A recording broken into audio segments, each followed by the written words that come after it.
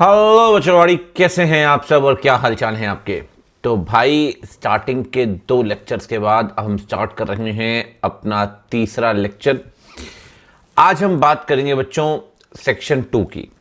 देखें, सेक्शन 1 हम डिस्कस कर चुके थे लास्ट क्लास में। सेक्शन 2 के अंदर बहुत सारी डेफिनेशंस हैं। ठीक, हमने उन डेफिनेशंस को करीब करीब 3 पार्ट में बांटा हुआ है सेक्शन 2 वाली को। पहली वो डेफिनेशंस हैं जिसमें तरह तरह की कंपनीज दी गई हैं, चाहे वो एसोसिएट कंपनी हो, सब्सिडरी कंपनी हो, लिस्टेड कंपनी हो, प्राइवेट हो, पब्लिक हो, limited by shares, limited by guarantee, unlimited company, ये सारी कंपनीज हैं। दूसरी वो डेफिनेशंस हैं जो हम अलग अलग चैप्टर्स के साथ डिस्कस करेंगे। जैसे फॉर एग्जांपल एक डेफिनेशन है प्रमोटर की, तो प्रमोटर वाली डेफिनेशन हम यहाँ डिस्कस नहीं करेंगे, जो अगला हमारा इनकॉर्पोरेशन चैप्टर है उसके साथ डिस्कस करेंगे। अब जैसे फॉर एग्जांपल कोई डेफिनेशन है, फॉर एग्जांपल डेफिनेशन है आपकी रिलेटिव की, तो रिलेटिव की डेफिनेशन आगे जब शेयर कैपिटल पढ़ेंगे तो वहां डिस्कस करेंगे। तो क्या है कि बहुत सारी डेफिनेशंस ऐसी हैं जो हम सारी डेफिनेशन यहां डिस्कस नहीं कर सकते। ठीक है, अगर आप देखेंगे तो मैंने 1B के अंदर क्लासिफिकेशन ऑफ कंपनीज रखा है, फिर जो मेरा 1C है, 1C के अंदर मैंने बाकी डेफिनेशन रखी हुई है जो हम डिस्कस करते हैं चैप्टर्स के साथ। तो बेसिकली सेक्शन 2 कुछ अभी पढ़ेंगे, ठीक है, और सेक्शन 2 जो बचा हुआ जो डेफिनेशन अभी नहीं करेंगे वो डेफिनेशन हम आने वाले जो चैप्टर्स उनके साथ लिंक करेंगे। जैसे कोई भी डेफिनेशन आप देख लें, जैसे फॉर एग्जांपल आपको बोर्ड पढ़ा चुका हूं, कुछ डेफिनेशन आपको पढ़ा भी चुका हूं साथ साथ में, ठीक है ना, बाकी डेफिनेशन और पढ़ते रहेंगे साथ साथ में। ठीक है, चलिए तो बिना कोई देरी के स्टार्ट करते हैं भाई। सबसे पहले चलते हैं क्लासिफिकेशन ऑफ कंपनीज में, हम बात करते हैं। अब सेक्शन 2 ही पढ़ेंगे अगले कुछ देर और अगले कुछ लेक्चर्स।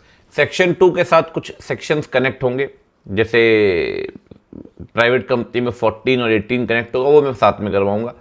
सब्सिडरी पढ़ेंगे, वहां सेक्शन 19 कनेक्ट होगा, वो मैं साथ में करवाऊंगा। तो 2-3 सेक्शन साथ में कनेक्ट होते हैं, वो हम कनेक्ट करते हुए चलेंगे, इंटरलिंक करते हुए चलेंगे। बाकी हमारा जो फोकस एरिया है अगले करीब करीब 4 से 5 लेक्चर, वो सेक्शन 2 की डेफिनेशन है। ठीक है, चलिए स्टार्ट करते हैं सर बिना कोई देरी के। सबसे पहले बात कर लेते हैं प्राइवेट कंपनी की। प्राइवेट कंपनी में जो आगे लिखा हुआ है सर, वो दिया है सेक्शन 2 क्लॉज 68। बिल्कुल ठीक बात है सर। कहता है private company means a company. अब मेरी बात समझ रहे हैं आप, मींस अ कंपनी। याद है कंपनी का मतलब क्या होता है? कंपनी का मतलब होता है भैया जी, याद करो, as per section 2 clause 20, company means a company which is incorporated in India और एनी प्रीवियस कंपनी लॉ, जिसे बनाया है इंडिया के अंदर या प्रीवियस कंपनी लॉ के अंदर। इसका मतलब company means an Indian company. Company means वो कंपनी जो कहां बनी है, जो बनी है इंडिया में। इसका मतलब क्या हम कंपनीज एक्ट 2013 में बाहर वाली कंपनी को प्राइवेट कंपनी मानेंगे? कभी नहीं मानेंगे सर, क्योंकि याद करें मैंने आपसे कहा था जो कंपनी इंडिया से बाहर बनती है वो बॉडी कॉर्पोरेट तो कहलाती है, लेकिन वो कंपनी नहीं कहलाती। याद है ना, जो हम इंडिया से बाहर बनाते हैं वो कंपनी तो कहलाती है, वो बॉडी कॉर्पोरेट नहीं कहलाती। कंपनी मींस जिसे बनाया गया अंडर दिस एक्ट और प्रीवियस कंपनी लॉ, ये दोनों ही एक्ट इंडिया के हैं, मतलब कंपनी बन रही है इंडियन लॉ के अंदर, मतलब इंडियन कंपनी। तो प्राइवेट कंपनी मींस एक कंपनी जो इंडिया में बनी है, ठीक है ना, क्योंकि बाहर वाली जो कंपनी है वो कंपनी नहीं कहलाती, बॉडी कॉर्पोरेट कहलाती है। अपन डिस्कस कर चुके हैं पिछले क्लास में, ठीक है। अच्छा, कहता है Indian company minimum share capital, इसकी बात सबसे आखिरी में करूंगा मैं, ठीक। सर एक वैसे एक डाउट आता है, प्राइवेट कंपनी को प्राइवेट क्यों बोलते हैं सर? कोई तो कारण होगा। आपको पता है प्राइवेट कंपनी हर किसी को शेयर इशू नहीं कर सकती। क्या बात कर रहे हो? Yes sir, private company share issue करती है गिने चुने लोगों को। जैसे कि प्राइवेट कंपनी शेयर इशू करती है डायरेक्टर्स को, ठीक है sir. Private company share issue करती है अपने एम्प्लॉय को, बहुत बढ़िया बात है sir. Private company share issue करती है अपने एग्जिस्टिंग शेयर होल्डर को, बहुत ही बढ़िया बात है। और प्राइवेट कंपनी शेयर इशू करती है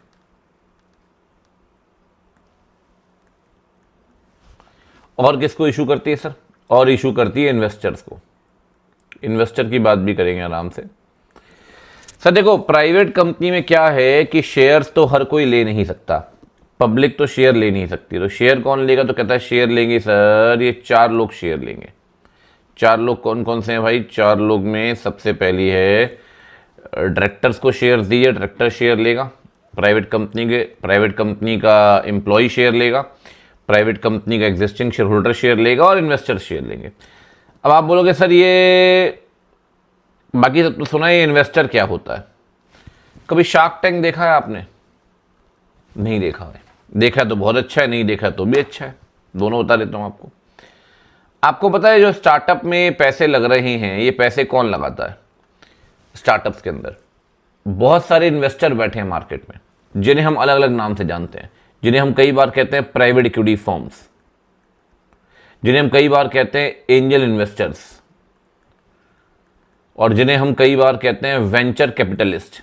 उनका काम ही यही है सर, उनका काम ही यही है, उनका काम ही पैसे लगाने का है। अब मैंने स्टार्टअप शुरू किया, मेरे पास 1 करोड़ की सेविंग थी, मैंने 1 करोड़ रुपए से स्टार्टअप शुरू कर दिया, लेकिन 1 करोड़ से कुछ होगा नहीं, मुझे और पैसे चाहिए। तो मैं क्या करूंगा? मैं इन्वेस्टर के पास जाऊंगा, अपनी कंपनी की इक्विटी उनको बेचूंगा, वो मेरी कंपनी की इक्विटी परचेज करेंगे और मुझे पैसा देंगे। इक्विटी मतलब शेयर होल्डिंग। अब फॉर एग्जाम्पल मैंने उनको 10% इक्विटी बेच दी, कितने में? 100 करोड़ में। तो कंपनी के पास 100 करोड़ रुपीज़ आ गए, लेकिन 10% शेयर भी चले गए कंपनी के। किनके पास? इन्वेस्टर्स के पास। तो ये जो इन्वेस्टर्स होते हैं, अभी मैं आपको एग्जांपल दूंगा इन्वेस्टर्स के, ये जो इन्वेस्टर्स होते हैं ये कहीं ना कहीं आपकी कंपनी के शेयर्स एक्वायर करते हैं, और जब ये शेयर्स खरीदते हैं तो ध्यान रखना बेटा, ये शेयर्स खरीदते हैं तो इन्हें हम बोलते हैं, वो इन्वेस्टमेंट कर रहे हैं थ्रू प्राइवेट प्लेसमेंट। सेक्शन 42 पढ़ेंगे आप इसको लेकर। वो जो शेयर्स खरीदते हैं वो खरीदते हैं प्राइवेट प्लेसमेंट के अंदर, ठीक है ना। तो ऐसा नहीं कि प्राइवेट कंपनी सिर्फ डायरेक्टर को ही देती है, डायरेक्टर को भी दे सकती है शेयर, एम्प्लॉय को भी दे सकती है, एग्जिस्टिंग शेयर होल्डर को, शायद आपने कभी सुना हो, बोनस शेयर, राइट शेयर, सब पढ़ेंगे आराम आराम से। एग्जिस्टिंग शेयर होल्डर को भी देते हैं शेयर्स। एक्चुअली क्या है, देखो बाहर वाले को नहीं दे सकते, इनके अलावा कोई भी आदमी जो है वो बाहर वाला है, ठीक है सर। अब फॉर एग्जाम्पल मैं आपसे सिंपल बोलूं कि एक कंपनी है ABC प्राइवेट लिमिटेड, ठीक है सर। क्या ये प्राइवेट लिमिटेड, क्या ये अपने डायरेक्टर को शेयर दे सकता है? फॉर एग्जाम्पल डायरेक्टर का नाम है D, क्या डायरेक्टर को शेयर दे पाएंगे? यस सर, बिल्कुल कर सकते हैं शेयर इशू। लेकिन अगर मैं आपसे यही कहूं कि एक पर्सन है R, ना तो ये कंपनी का डायरेक्टर है, ना ये कंपनी का मेंबर है, ना ये सेक्शन 42 प्राइवेट प्लेसमेंट के अंदर आ रहा है, ये कोई भी कंडीशन पूरी नहीं कर रहा है, ना एग्जिस्टिंग शेयर होल्डर, कोई भी नहीं है, क्या कंपनी इसे शेयर इशू कर पाएगी? नहीं कर पाएगी सर। बच्चों ये आउटसाइडर है, और आउटसाइडर को हम शेयर इशू नहीं करते प्राइवेट कंपनी में। शेयर किसको इशू करते हैं? शेयर इशू करते हैं इनसाइडर को। अब इनसाइडर कौन है? इनसाइडर ये 4 लोग हैं। इनके अलावा हर बंदा क्या है? इनके अलावा हर एक बंदा जो है वो आउटसाइडर है। अच्छा, पब्लिक कंपनी में फर्क है। अब Reliance industries limited public company है, पब्लिक कंपनी किसी को भी शेयर दे कोई फर्क नहीं पड़ता, नाम में ही पब्लिक है, लेकिन इसके नाम में ही प्राइवेट है, तो ये पब्लिक के पास जा ही नहीं सकती। अब इन चारों के अलावा कोई आदमी जैसे R है, वो आउटसाइडर्स को शेयर दे पाएंगे? नहीं दे पाएंगे, ठीक है सर। मतलब पब्लिक कंपनी किसी को भी शेयर दे सकती है, लेकिन प्राइवेट कंपनी किसी को भी शेयर नहीं दे सकती। मेरी बात समझ रहे हो? प्राइवेट कंपनी को शेयर देने के लिए इन चारों के पास ही आना पड़ेगा, ठीक बात है, कोई दिक्कत नहीं है सर। अब मेरी बात और सुनिए ध्यान से। R ना बड़ा जिद्दी किस्म का इंसान है, कहता है शेयर तो मैं लेके रहूंगा। बोले भाई तू कैसे ले लेगा शेयर यार, तू तो आउटसाइडर, कह रहे शेयर तो मैं लेके रहूंगा।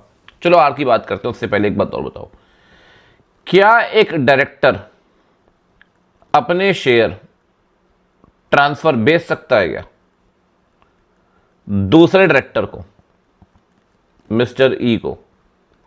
हां सर, क्या बुराई है? अगर एक इंसाइडर दूसरे इंसाइडर को शेयर बेचना चाहता है, क्या दिक्कत है? ये डायरेक्टर इंसाइडर है, इंसाइडर को शेयर बेचे, क्या दिक्कत है? कोई दिक्कत नहीं है सर। लेकिन R बड़ा जिद्दी है, R कहता है यार तुम उसको शेयर बेच रहे हो, मुझे शेयर नहीं बेच रहे हो। क्या मैं इतना बुरा हूं जो चुभने लगा हूं? भाई मुझे तुम शेयर नहीं बेच रहे, उसको शेयर बेच रहे हो, कह रहे मुझे भी शेयर बेचो। तो अब आप मुझे बताइए, क्या एक डायरेक्टर आउटसाइडर को शेयर ट्रांसफर कर पाएगा? आउटसाइडर को शेयर ट्रांसफर नहीं कर पाएगा सर, नहीं कर पाएगा। मतलब इनसाइडर इनसाइडर को करना हो शेयर ट्रांसफर तो कर सकते हो, लेकिन लाला इनसाइडर आउटसाइडर को करना हो तो नहीं कर पाओगे। अब मेरी बात समझना जरा ध्यान से। आप लॉ में हमेशा दो वर्ड पढ़ेंगे, एक वर्ड आप पढ़ेंगे, ध्यान रखना कई बार आएगा, एक वर्ड पढ़ेंगे लाला प्रोहिबिशन, और एक वर्ड आप पढ़ेंगे रिस्ट्रिक्शन। ठीक है, याद करिए अपने बोर्ड के एग्जाम्स।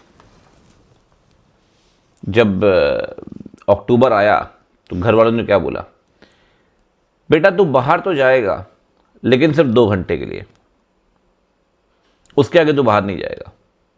बाहर जाने तो मिल रहा था लेकिन सिर्फ 2 घंटे के लिए। आप ये नहीं कह सकते कि बाहर जाने पे पूरी तरीके से रोक थी, तो आप ये बोलोगे बाहर जाने पर रिस्ट्रिक्शन था। लेकिन जैसे ही जनवरी का महीना आया, घर वालों ने कहा तू बाहर जाना तेरी टांगे तोड़ देंगे, स्कूल स्कूल घर से स्कूल, बाहर जाएगा नहीं 1 मिनट के लिए भी। अब पूरी तरीके से प्रतिबंध है, पूरा बैन है, उसे बोलेंगे प्रोहिबिशन। प्रोहिबिशन मतलब होता है बच्चों, प्रोहिबिशन मतलब होता है complete ban, complete blanket ban, complete. Restriction मतलब होता है अलाउड है बट रोक टोक के साथ, subject to condition, subject to limitation. समझ रहे हो? अलाउड है बट सब्जेक्ट टू लिमिटेशंस। हम ना डेफिनेशन पढ़ के खुद इंटरप्रेट नहीं कर रहे हैं, पहले डेफिनेशन खुद बना लेंगे फिर रीडिंग करेंगे। आप देखना डेफिनेशन खुद बनाएंगे, हम खुद बनाएंगे डेफिनेशन। ठीक है, अब आप मुझे बताइए, पब्लिक ऑफर देना अलाउड है प्राइवेट कंपनी को? क्या ये न्यूज़पेपर में एडवर्टीजमेंट दे सकते हैं? क्या ये आउटसाइडर को इनवाइट कर सकते हैं? कहता है सर पब्लिक ऑफर तो कभी दे ही नहीं सकते, ये तो कंप्लीट बैन फेस करेंगे। पब्लिक ऑफर कंप्लीट बैन ही फेस कर रहे हैं सर। लेकिन एक बात बताओ, क्या शेयर का ट्रांसफर पूरी तरीके से बैन है क्या प्राइवेट कंपनी में? क्या एक इनसाइडर को भी शेयर नहीं बेच पाएगा? बेच पाएगा ना सर। तो इनसाइडर इनसाइडर को शेयर बेच सकता है, मतलब इनसाइडर टू इनसाइडर अलाउड है, इनसाइडर टू आउटसाइडर अलाउड नहीं है। ये अलाउड नहीं, इनसाइडर टू आउटसाइडर अलाउड नहीं। बात समझ रहे हो? तो कहता है यहां पे शेयर के ट्रांसफर पे हम ये नहीं बोलेंगे प्रोहिबिशन है, शेयर के ट्रांसफर पे बोलेंगे रिस्ट्रिक्शन है। क्योंकि शेयर के ट्रांसफर पे कभी तो अलाउड है, कभी तो डिसअलाउड है, तो कभी अलाउड है तो कभी डिसअलाउड है। अब ये नहीं है ना कि कंप्लीट बैन लगा दिया आपने। अगर कंप्लीट बैन लगा देते तो भैया उस केस में क्या बोलते? उस केस में बोलते कि सर शेयर के ट्रांसफर पे तो प्रोहिबिशन हो गया। लेकिन कंप्लीट बैन नहीं है लाला, इसलिए क्या बोलेंगे? इसलिए बोलेंगे ट्रांसफर ऑफ शेयर्स रिस्ट्रिक्टेड है, और पब्लिक ऑफर क्या है? पब्लिक ऑफर प्रोहिबिटेड है। तो public offer is prohibited and आपका शेयर के ट्रांसफर पे क्या है? शेयर के ट्रांसफर पे रिस्ट्रिक्टेड। समझ में आ रही बात? पब्लिक ऑफर दे ही नहीं सकते, अलाउड ही नहीं है। शेयर का ट्रांसफर कभी कभी इनसाइडर टू इनसाइडर चलेगा, इनसाइडर से आउटसाइडर नहीं चलेगा। तो अब ध्यान से जरा डेफिनेशन देखेंगे आप तो समझ जाएंगे।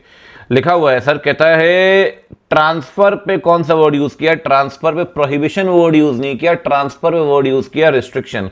कहता है ट्रांसफर पे रोक लगाएंगे, पूरी तरीके से नहीं, रिस्ट्रिक्शन लगेगा। जबकि अगर हम बात करें इनविटेशन टू पब्लिक का, कि भाई पब्लिक को इनवाइट करना है, तो पब्लिक के इनविटेशन पे प्रोहिबिशन है, प्रोहिबिशन है। तो शेयर के ट्रांसफर पे रिस्ट्रिक्शन है, पब्लिक ऑफर है, प्रोहिबिशन है। कहते हैं पब्लिक को इनविटेशन दे ही नहीं सकते सर, कंप्लीट बैन है। किस चीज का? कहते हैं पब्लिक को इनविटेशन नहीं देंगे, आ भाई सब्सक्राइब कर सिक्योरिटीज के लिए। आपको पता है सिक्योरिटीज वर्ड लिखा है, शेयर वर्ड नहीं लिखा। सर क्या फर्क है सिक्योरिटीज में और शेयर्स में? आइए बात करते हैं। सर सिक्योरिटीज वर्ड डिफाइंड है, अरे बस सरकारी दफ्तर वाला हिसाब है। कैसे? एक मिनट देखो जरा। ला ला ला ला ला ला ला ला ला ला ला ला ला, अरे कहाँ गई? अरे यार वो तो उसमें डाल दी। एक मिनट रुक जाओ। अब जब बात कर ही ली है तो प्रोस्पेक्टस चैप्टर में चली लो। अरे इसमें नहीं होगी, 1 में होगी। एक मिनट रुक जाओ बस। No no no no no no, ये आ जाएगा भाई, ये देखो,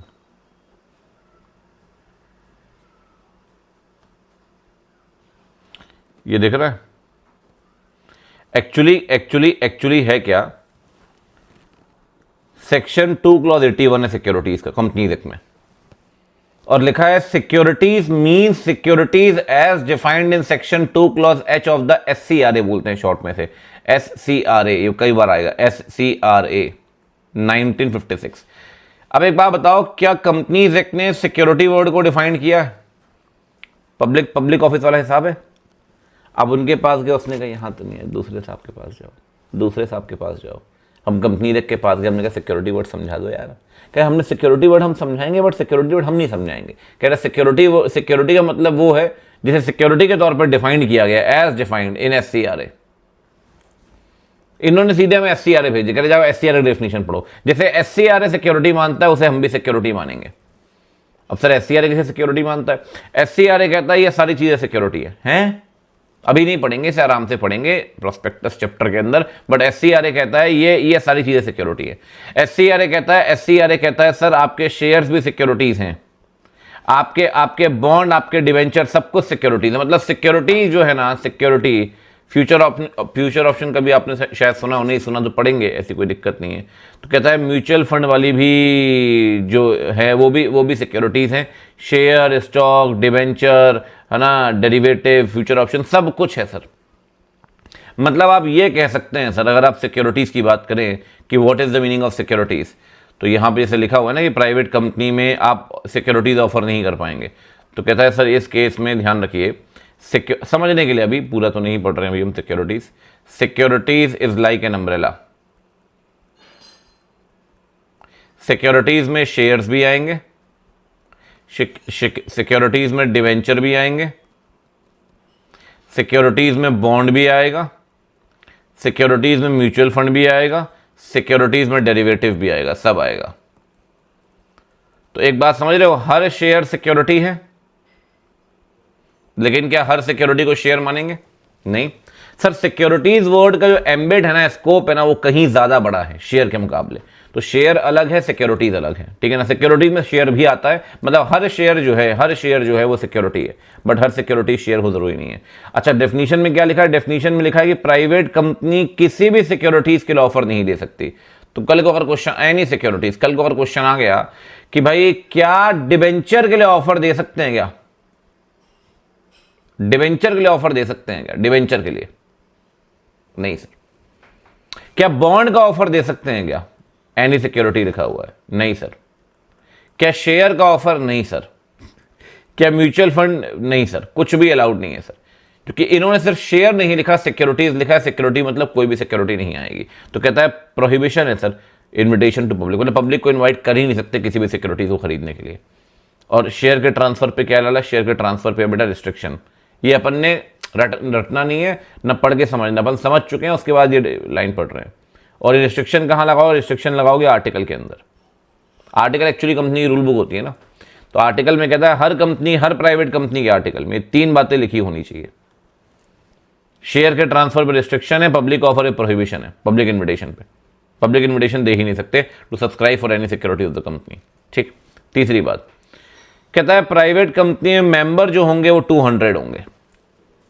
एक बात मेरी हमेशा ध्यान रखना, कभी भी लॉ पढ़िए, लॉ में जब भी कोई डिजिट की बात होगी ना, तो बात कभी भी न्यूमेरिक नहीं लिखता लॉ। एग्जाम में भी आप न्यूमेरिक मत लिखना। जब भी लॉ कभी भी लिखोगे तो हमेशा डिजिट को अल्फाबेटिकली, कभी भी ऐसे मत लिखना, हमेशा ऐसे 200 अल्फाबेटिकली, ठीक है, कोई भी हो। नंबर ऑफ मेंबर कहता है सर 200 होंगे। किसमें? नंबर ऑफ मेंबर होंगे 200 maximum in the case of private company. ठीक। लिखा है accept in the case of OPC. इसका मतलब समझ रहे हो आप? बहुत बहुत गहरा मतलब है accept in the case of OPC. OPC को छोड़कर बाकी प्राइवेट कंपनी में 200 मेंबर होंगे। इसका मतलब ओपीसी को छोड़कर, इसका मतलब ओपीसी एक तरीके से प्राइवेट कंपनी ही तो है। इसका मतलब ये वाली कंडीशन ओपीसी पे नहीं लगेगी, नहीं लगेगी। इसका मतलब फर्स्ट और थर्ड कंडीशन लगेगी, बिल्कुल लगेगी सर।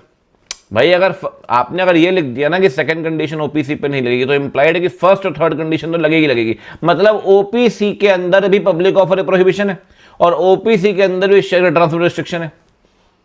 तो भैया ओपीसी बाकी दोनों कंडीशन तो मानेंगे, लेकिन ओपीसी सेकंड कंडीशन नहीं मानेगी। ओपीसी में एक ही मेंबर होगा, मिनिमम भी एक, मैक्सिमम भी एक, लेकिन बाकी प्राइवेट कंपनीज में ओपीसी को छोड़कर मैक्सिमम मेंबर 200 होंगे। बात आ रही समझ? बाकी मेंबर 200 होंगे बाकी कंपनी, प्राइवेट कंपनीज में। ठीक है सर, आप कह रहे हो तो बिल्कुल होंगे, मैं क्या कह रहा हूं, मैं यही तो है। ठीक है, अच्छी बात है। अरे अरे अरे अरे लाला, ये क्या हो गया?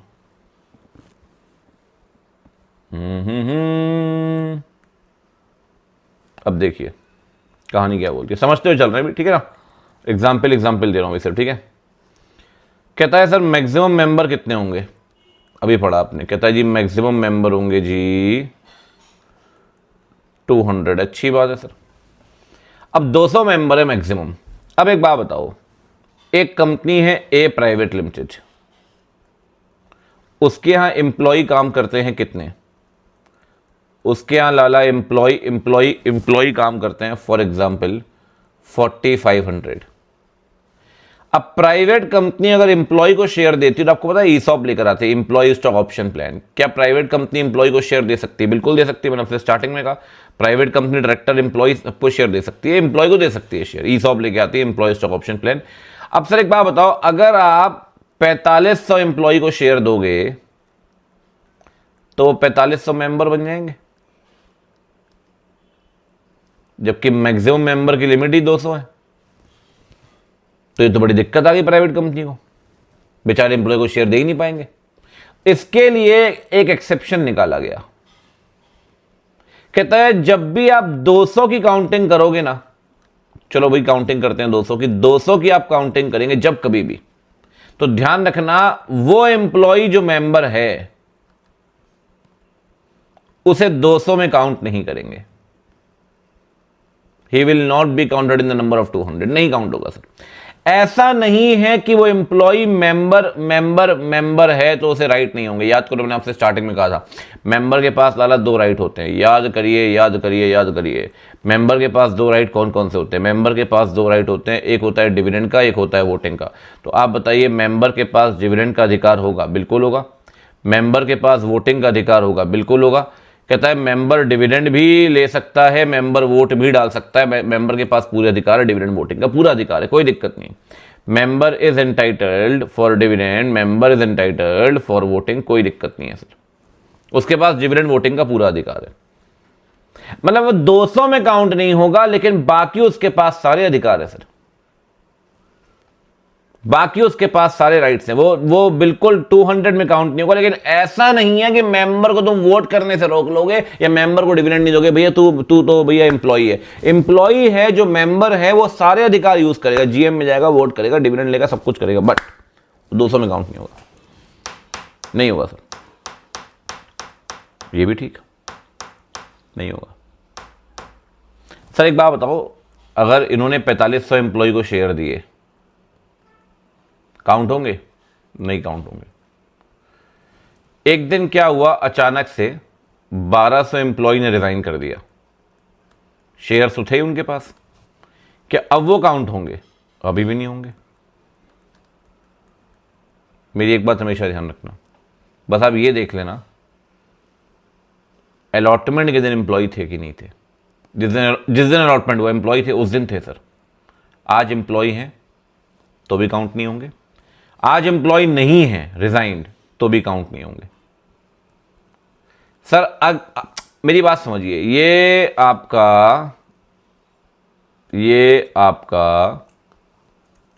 अलॉटमेंट है, ठीक है, ये आपका अलॉटमेंट का दिन है, ठीक है, ठीक है।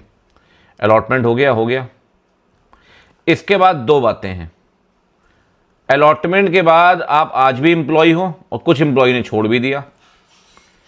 कहता है आज की डेट में जो लोग करेंटली एम्प्लॉयज हैं, तब भी एम्प्लॉय थे अलॉटमेंट के दिन, आज भी एम्प्लॉय हैं, बट कुछ लोग छोड़ चुके हैं, they are not currently employed in that company. कहता है सर ध्यान रखिए, अलॉटमेंट के दिन तो आप एम्प्लॉय थे, अलॉटमेंट के दिन हम एम्प्लॉय थे। आज कुछ लोग एम्प्लॉय आज भी हैं, कुछ लोग नहीं हैं। कहता है दोनों काउंट नहीं होंगे 200 में। समझ रहे हो मेरी बात? दोनों ही काउंट नहीं होंगे। मैटर ये करता है अलॉटमेंट के दिन एम्प्लॉय थे या नहीं। हाँ जी सर, अलॉटमेंट के दिन एम्प्लॉय थे, अब 200 में काउंट नहीं होंगे। चाहे आज आप एम्प्लॉय हो तब भी काउंट होंगे, तब भी काउंट नहीं होंगे, एम्प्लॉय नहीं हो तब भी काउंट नहीं होंगे। मतलब दोनों ही केस में आप 200 में काउंट नहीं होंगे। आप एम्प्लॉय बने हुए हैं, you will not be counted.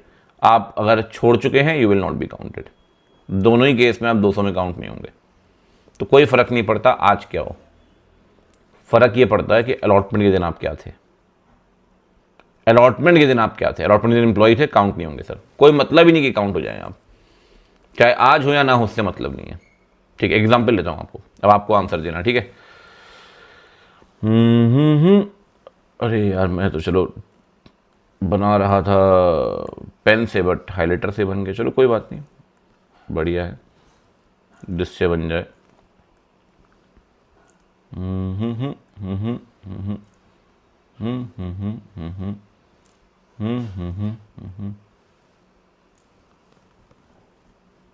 अब आपको बताना है, ठीक है। सबसे पहली बात, 4 एम्प्लॉय हैं, ए, बी, सी और डी।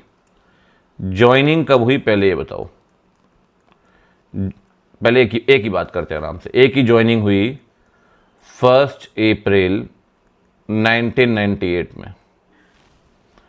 अच्छा, इसको अलॉटमेंट कब हुआ शेयर्स का? इसको अलॉटमेंट हुआ 15 जून 2020 में। अच्छा, रिजाइन किया क्या इसने? इसने रिजाइन नहीं किया, न रिटायर हुआ, न रिजाइन किया न रिटायर किया न। तो क्या आज एम्प्लॉय है? आज एम्प्लॉय है। आप बताइए 200 में काउंट होगा? नहीं होगा। क्यों? आपने इसे शेयर्स कब दिए? आपने शेयर्स दिए 2020 में, और ये एम्प्लॉय कब बन चुका था? एम्प्लॉय बन चुका था 1998 में। क्या वो अलॉटमेंट के दिन एम्प्लॉय था? लिख देता हूं, क्या वो अलॉटमेंट के दिन एम्प्लॉय था ना? He was an employ. आप बताइए 200 में काउंट होगा? नहीं होगा सर, नहीं होगा सर। अलॉटमेंट के दिन एम्प्लॉय होना जरूरी है। दूसरी बात, एक एम्प्लॉय एक पर्सन है जो आता है 1 जुलाई 2010 में। इसको भी अलॉटमेंट कब हुआ? सेम डे, 15 जून 2020। अब आप मुझे बताइए, और ये छोड़कर कब गया? कहता है जी ये छोड़कर चला गया 15 अक्टूबर 2024 को।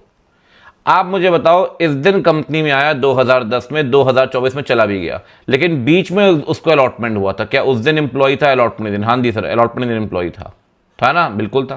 कहता आज एम्प्लॉय, आज एम्प्लॉय नहीं है। आज डेट मान लो, आज की डेट है फॉर एग्जाम्पल 1 अक्टूबर 2026। आप बताइए 2026 में एम्प्लॉय है? नहीं है sir, he is not an employ. लेकिन अब आप मुझे बताइए काउंट होगा कि नहीं होगा? ये भी काउंट नहीं होगा। मैटर आज से नहीं है, मैं फिर कह रहा हूं, मैटर कब से है कि भाई आप जिस दिन आपका अलॉटमेंट हुआ उस दिन आप एम्प्लॉय थे या नहीं, उस दिन आप एम्प्लॉय थे या नहीं, वो मैटर करता है।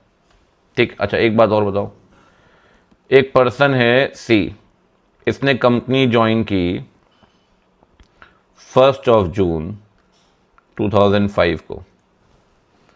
इसने कंपनी छोड़ दी 15 नवंबर 2019 को। इसको आपने शेयर दिए 15 जून 2020 को, और इसने शेयर लिए एज एन इन्वेस्टर। इन्वेस्टर के तौर पे ले सकते हो, प्राइवेट प्लेसमेंट। अब आप मुझे बताइए क्या वो एम्प्लॉय था 2020 में? सर वो 2019 में कंपनी छोड़ चुका है सर। 2019 में अगला आदमी कंपनी छोड़ चुका। अगर 19 में छोड़ चुका तो क्या वो 20 में एम्प्लॉय था? He was not an employ. तो आप बताइए, आज एम्प्लॉय है, आज एम्प्लॉय, आज एम्प्लॉय है, आज एम्प्लॉय नहीं है। लेकिन क्या उस दिन एम्प्लॉय था? उस दिन में एम्प्लॉय नहीं था। अगर उस दिन एम्प्लॉय नहीं था ना अलॉटमेंट के दिन, तो 200 में काउंट होगा। मैटर ये करता आप उस दिन क्या कर रहे थे। अगर उस दिन तो फिर से उससे मैटर करेगा, ठीक है ना। और चौथी बात, एक आदमी आता है 1 अक्टूबर 2020 को, रिजाइन किया नहीं किया, आज एम्प्लॉय है, आज एम्प्लॉय है। लेकिन 15 जून को आपने उसे शेयर दिए थे। कैसे दिए थे?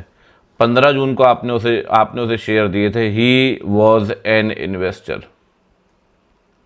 अब आप मुझे बताइए, क्या 2020 में 15 जून को एम्प्लॉय था? नहीं था सर, वो आया ही 1 अक्टूबर को है। He was not an employ. अब बताओ, काउंट होगा? बिल्कुल होगा सर। आखिरी के दोनों केस में आप अलॉटमेंट इंजन एम्प्लॉय नहीं थे, इसलिए काउंट होंगे। शुरू के 2 केस में आप अलॉटमेंट इंजन एम्प्लॉय थे, आप काउंट नहीं होंगे। इससे ये मतलब कंप्लीट एग्जाम्पल है, समझ रहे हो? इसके अलावा कुछ भी नहीं है इसको घुमाने का इंस्टीट्यूट के पास। ठीक है, ये मैक्सिमम है। ठीक है, तो भाई मैटर ये करता है कि आप एम्प्लॉय कब होने चाहिए, आप एम्प्लॉय होने चाहिए अलॉटमेंट दिन। आज आप एम्प्लॉय हो या नहीं, उससे कोई फर्क नहीं पड़ता, कोई फर्क नहीं पड़ता सर। ठीक, एक बात और ध्यान रखिए, और जब बात निकली तो जाएगी। कहता है जॉइंट शेयर होल्डर को एक एम्प्लॉय मानेंगे, एक मेंबर मानेंगे। They will be considered as 1 member. कभी सुना आपने जॉइंट शेयर होल्डर? आज अभी शुरू किया है, थोड़ा सा बता देता हूं जॉइंट शेयर होल्डर क्या होता है। आपको पता है एक आदमी जॉइंट शेयर होल्डर 2 तरीके से बनता है, 2 तरीके से। एक तो आदमी जॉइंट शेयर होल्डर बनता है वॉलंटरी। वॉलंटरी कैसे? कि कल को शादी हो गई आपके नोबिता और शिजुका की, तो भैया दोनों मिलके शेयर्स खरीद रहे हैं कंपनी के जॉइंटली, तो ठीक है, अपनी इच्छा से खरीद रहे हैं। तो जब 200 की काउंटिंग करेंगे ना, तो इन दोनों को दो नहीं काउंट करेंगे, एक ही काउंट करेंगे, 2 जिसमें 1 जान। कहता है sir joint share holder will be counted as 1 member, पहली बात। दूसरी बात, जॉइंट शेयर होल्डर एक आदमी मजबूरी में बनता है, ऑपरेशन ऑफ लॉ। कैसे? ऑपरेशन ऑफ लॉ में कैसे बनते हो जॉइंट शेयर होल्डर, ये भी बता दो सर। बता देते हैं। ये एक फादर की डेथ हुई, उसके 4 बेटे हैं, चारों बेटों के पास प्रॉपर्टी आ गई। अब मान लो चारों बेटों की शादी नहीं हुई, तो बंटवारा भी नहीं होगा। मैं ये नहीं कह रहा हूं कि शादी के कारण बंटवारा होता है, बट उस पर बात नहीं करते। बट हां, अविवाहित भाइयों के बीच में बंटवारा नहीं होता, यही कॉमन प्रैक्टिस समझ में आती है। चारों बेटों के पास प्रॉपर्टी है पिताजी की, बंटवारा हुआ नहीं। अब पिताजी के पास रिलायंस के शेयर्स थे, ये रिलायंस नहीं, प्राइवेट कंपनी ले लो, एबीसी प्राइवेट लिमिटेड के शेयर्स थे, वो डायरेक्टर थे कंपनी के। अब डायरेक्टर ये चारों भी हैं। अब शेयर्स तो आ गए, घर की कंपनी शेयर्स तो आ गए, लेकिन ना शेयर्स का बंटवारा नहीं हुआ अभी तक। तो जो शेयर्स हैं इन चारों के पास, पिताजी के तो शेयर्स हैं, तो पिताजी के जो शेयर्स इनके पास है, बंटवारा नहीं हुआ, तो ये चारों जॉइंट शेयर होल्डर जो हैं, बिल्कुल जॉइंट शेयर होल्डर है। इन्होंने अपनी इच्छा से नहीं खरीदे शेयर्स वॉलंटरी, इन्होंने खरीदा है due to operation of law. क्योंकि लॉ में ऐसा लिखा है कि अगर एक पर्सन की डेथ होती है तो उसके शेयर्स उसके एलआर के पास आ जाएंगे, उसकी प्रॉपर्टी। तो आपके पास आ गए, आप लीगल रिप्रेजेंटेटिव, आपके पास शेयर आ गए। तो यहां आप जॉइंट शेयर होल्डर क्यों बने हो, कैसे बने हो? लॉ के कारण। तो कहता है जब काउंटिंग करेंगे ना प्राइवेट कंपनी में, तो इन चारों भाइयों को, तो चारों भाइयों मिलकर शेयर खरीद रहे हैं, एक काउंट करेंगे, एक काउंट करेंगे। ठीक है, अब 2-3 बातें आपको लिखवानी है। मैं आपसे स्टार्टिंग में कहा था कि सप्लीमेंट्री नोटबुक एक बना लीजिए, उसमें कुछ चीजें लिखवाता रहूंगा। उनमें से एक चीज लिखिए जरा कॉमन कंसेप्ट में, कॉमन कंसेप्ट बनाएंगे 4 पेज के आप, उसमें कॉमन कंसेप्ट में एक लिखिए concept of joint share holder. Concept of joint share holder लिखिए, हेडिंग लिखिए कॉमन कंसेप्ट में concept of joint share holder. ठीक, अब उसमें ही बस ये मत लिखना 1 मेंबर, सिंपल लिखना joint share holder, voluntary, Nobita Shizuka jointly, joint share holder operation of law. इसको एक बार पॉज करके ये बना लो। ठीक है, ये एक बार बना लो, बस ये 1-1 वाला मत लिखना, ना ऊपर 1 मेंबर लिखना, नीचे 1 लिखना, ये प्राइवेट कंपनी का कनेक्शन है। बाकी जॉइंट शेयर होल्डर कैसे बनते हो मैंने आपको बता दिया। तो कॉमन कंसेप्ट में एक तो ये नोट कर लो। ठीक है, ठीक है सर, चलिए कॉमन कंसेप्ट में एक वो नोट कर लिया। एक और बनाइए ग्लॉसरी, एक 3 पेज की बनाते हैं अपन लॉ के डिक्शनरी, उसे बोलते हैं ग्लॉसरी। Glossary glossary glossary. अब ग्लॉसरी में क्या लिखना है सर? ग्लॉसरी में आप 2 वर्ड लिखिए, पहला वर्ड लिखेंगे रिस्ट्रिक्शन, दूसरा वर्ड लिखेंगे प्रोहिबिशन। रिस्ट्रिक्शन के आगे क्या लिखेंगे मैं आपको बताता हूं। रिस्ट्रिक्शन के आगे लिखेंगे, प्रोहिबिशन के आगे लिखेंगे। ठीक है ना, 2 बातें लिखिए। तो पहले एक बार पॉज करके ये लिख लो भाई कि जॉइंट शेयर होल्डर कैसे बनते हैं। फिर दूसरा आप लिख लो कि रिस्ट्रिक्शन प्रोहिबिशन में क्या मतलब होता है, क्योंकि आगे बहुत बार आती हैं ये टर्म्स, तो आती रहेंगे, तो एक बार लिख लो तो आपके लिए थोड़ा सा सहूलियत रहेगी उसमें, ठीक है। रिस्ट्रिक्शन मतलब क्या कहता है? रिस्ट्रिक्शन मतलब लिखें when law permits anything to be done but subject to compliance, compliance मतलब मानना, subject to compliance of conditions and limitations. कहता है आप मानिए लेकिन कंडीशन लिमिटेशन को मानते हुए। ग्लॉसरी में आपको ये 2 वर्ड लिखने हैं, ठीक है। पहला लिखो रिस्ट्रिक्शन, फिर लिखो प्रोहिबिशन। ऐसे मैं कई सारे कम से कम 25-30 वर्ड की ग्लॉसरी बनवाता हूं, ठीक है। प्रोहिबिशन में लिखो when it is not allowed at all, not allowed at all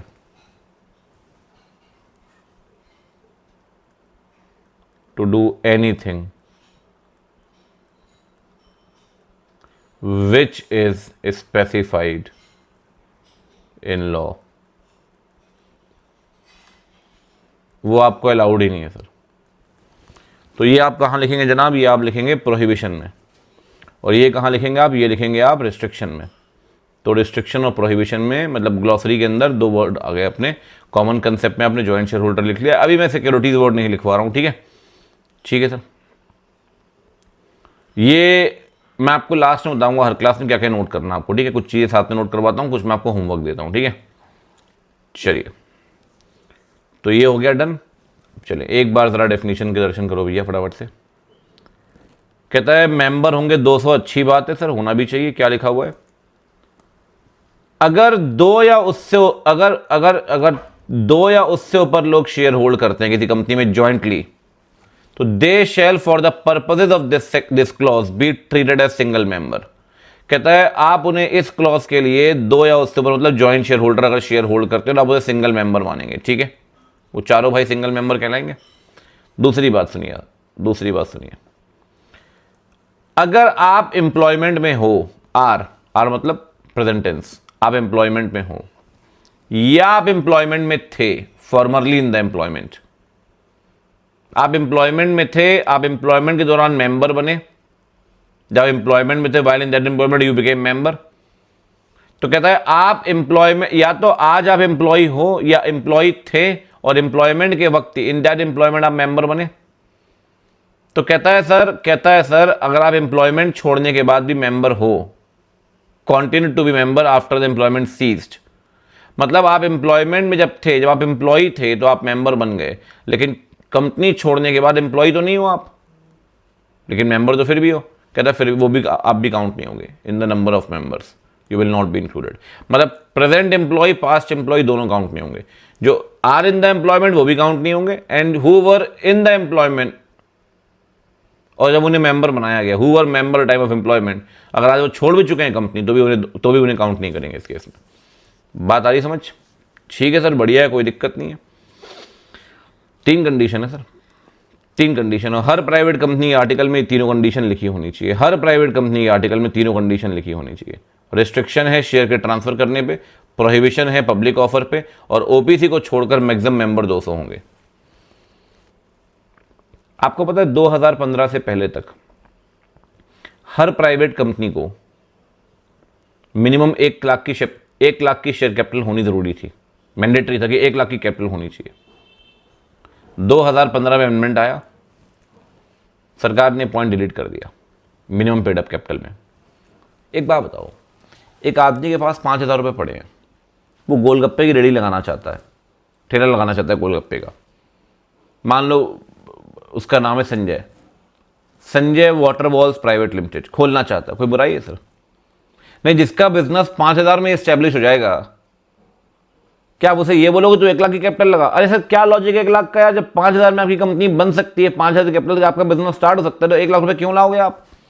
तो 1 लाख की लिमिट हटा दी गई सर। ये प्राइवेट में कभी 1 लाख हुआ करती थी, पब्लिक में और मिनिमम 5 लाख रुपए, इसे हटा दिया सर। मिनिमम कैपिटल के दोनों जगह से पॉइंट हट चुके हैं, दोनों जगह से पॉइंट हट चुके हैं। ना private company minimum capital requirement है, ना पब्लिक कंपनी में, दोनों जगह फ्री, मस्त एकदम, कोई दिक्कत नहीं।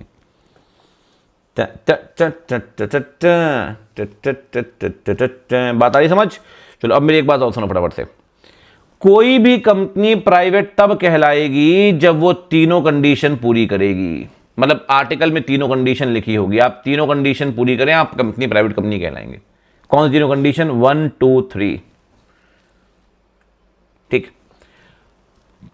लोग पब्लिक कंपनी का बहुत मजाक उड़ाते हैं क्योंकि वो इंटरप्रिटेशन करना नहीं जानते। पब्लिक कंपनी में क्या लिखा है? Public company means a company which is not a private company. जो प्राइवेट नहीं है वो पब्लिक है। भाई हंसने को तो जा रही है, क्या है यार, सही इतनी इजी डेफिनेशन है भाई, थोड़ा सा इंटरप्रिटेशन करना सीखो। कहता है जो प्राइवेट नहीं है वो पब्लिक है। और प्राइवेट कौन है? प्राइवेट वो है जो तीन कंडीशन पूरी करेगी, वो प्राइवेट है। वो प्राइवेट जो तीन कंडीशन पूरी करेगी। और पब्लिक वो है जो प्राइवेट नहीं है। इसका मतलब वो तीनों कंडीशन जो प्राइवेट को प्राइवेट बनाती हैं वो इस पे नहीं लगेंगी।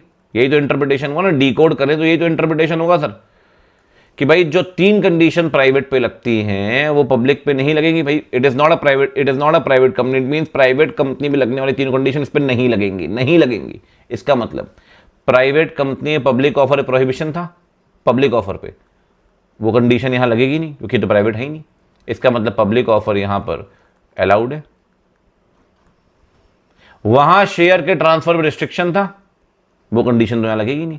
इसका मतलब shares are freely transferable in the case of public company, freely transferable. वहां मैक्सिमम मेंबर पे लिमिट थी 200 की, लेकिन वो कंडीशन तो यहां लगती नहीं, इसीलिए यहां अनलिमिटेड मेंबर हो सकते हैं। और बोलो सर, और बोलो, अनलिमिटेड मेंबर हो सकते हैं, there is no limit. Sir ये कहीं नहीं लिखा पूरे कंपनीज एक्ट में कि पब्लिक कंपनी में अनलिमिटेड मेंबर होंगे, वो इंटरप्रिटेशन से निकलता है ये पॉइंट। क्योंकि प्राइवेट में तीन कंडीशन प्राइवेट को प्राइवेट बनाती हैं और आपकी कंपनी प्राइवेट कंपनी नहीं है, इसका मतलब प्राइवेट पे लगने वाली तीनों कंडीशन आप पे नहीं लगेंगी लाला, नहीं लगेंगी आप पे। इसका मतलब आपकी कंपनी में पब्लिक ऑफर अलाउड है, शेयर फ्रीली ट्रांसफरेबल और मैक्सिमम मेंबर पे लिमिट ही नहीं है। समझ में आ रही बात? ठीक है, अभी इस नोट का डिस्कशन करते हैं। ठीक ठीक है, सबसे पहले एक काम करते हैं, थोड़ा समेटते हैं। तो आप मेरे साथ समेटिए, लिखिए दो डेफिनेशन, फिर थोड़ा समेटते भी हैं और फिर थोड़ी और भी बात करते हैं। एक तरफ क्या लिखोगे लाला? एक तरफ लिखोगे लाला प्राइवेट कंपनी, मेरे साथ लिखिए, कोई दिक्कत नहीं है। प्राइवेट कंपनी में क्या लिखना है आपको? आपको लिखना है सेक्शन 2 क्लॉज 68। और सेकंड में क्या लिखोगे? सेकंड में लिखोगे पब्लिक कंपनी। पब्लिक कंपनी में क्या लिखोगे? पब्लिक कंपनी में आप लिखोगे सेक्शन 2 क्लॉज 71। ठीक है। प्राइवेट में क्या लिखा है? Private company means a company. सबसे पहली बात, थोड़ा इंटरप्रिटेशन के साथ लिखूंगा मैं, इसलिए लिखवा रहा हूं, ठीक है ना। Private company means a company. अच्छा बताइए, मिनिमम शेयर कैपिटल की रिक्वायरमेंट है यहाँ पे? सर मिनिमम शेयर कैपिटल ना यहाँ ज़रूरी है ना वहाँ ज़रूरी है। Means a company, minimum share capital no requirement, which by its articles, which by its articles, जो अपने आर्टिकल के तहत तीन काम करेगी। पहला काम,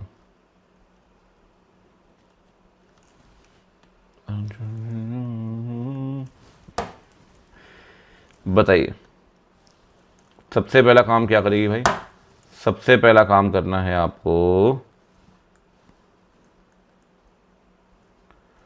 रिस्ट्रिक्ट ट्रांसफर ऑफ शेयर्स। अच्छा एक चीज देख रहे हो आप, यहां भी क्या लिखा है? यहां ट्रांसफर ऑफ शेयर्स लिखा है, यहां पे सिक्योरिटीज लिखा है, ठीक है। Restrict the right to transfer of shares, limits the number of member to 200 to 200। दूसरा बताएं जनाब, और तीसरा prohibits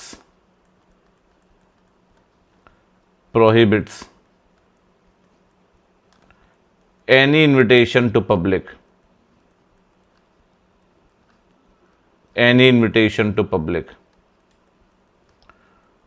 for subscription of securities,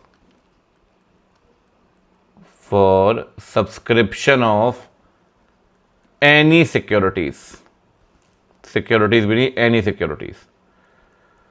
अब थोड़ा सा इंटरप्रिटेशन करते हैं, ठीक है। पहला इंटरप्रिटेशन क्या होगा बताइए? पहला interpretation, what is the meaning of securities. Security की डेफिनेशन वैसे कहाँ दी गई है? कि दी गई है खैर 2 क्लॉज 81 में। इसने क्या बोला? Securities means as defined in. यहां इन्होंने डिफाइन किया नहीं, इन्होंने बोला भैया सिक्योरिटी की डेफिनेशन समझनी है तो कहाँ जाना पड़ेगा? आपको जाना पड़ेगा लाला SCRA में। और SCRA ने तो काफ़ी कुछ बताया, लेकिन पूरा नहीं लिखेंगे यहाँ पे समझने के लिए। SCRA ने बोला सिक्योरिटीज में सब आएगा। Securities includes share, debenture, bond, सब कुछ। शेयर्स, डिबेंचर, बॉन्ड एटसेट्रा सब कुछ आएगा सिक्योरिटीज के अंदर, ठीक है सर। दूसरी एक बात और बताएं, limit the number of member to 200, ठीक। तो while counting the number of 200, while counting the number of 200, क्या काम करना है आपने? कहता है अब 200 की काउंटिंग करेंगे आप तो 2 काम करने हैं आपने। कौन कौन से 2 काम करने हैं? सबसे पहला काम करना है लाला आपने, joint share holders shall be counted as single member. Joint share holder को एक मेंबर ही मानेंगे आप। They shall be counted as single member, ठीक है सर? ठीक है सर, बोल रहे तो बिल्कुल मानेंगे। अगला बताओ। कहता है persons who are in employment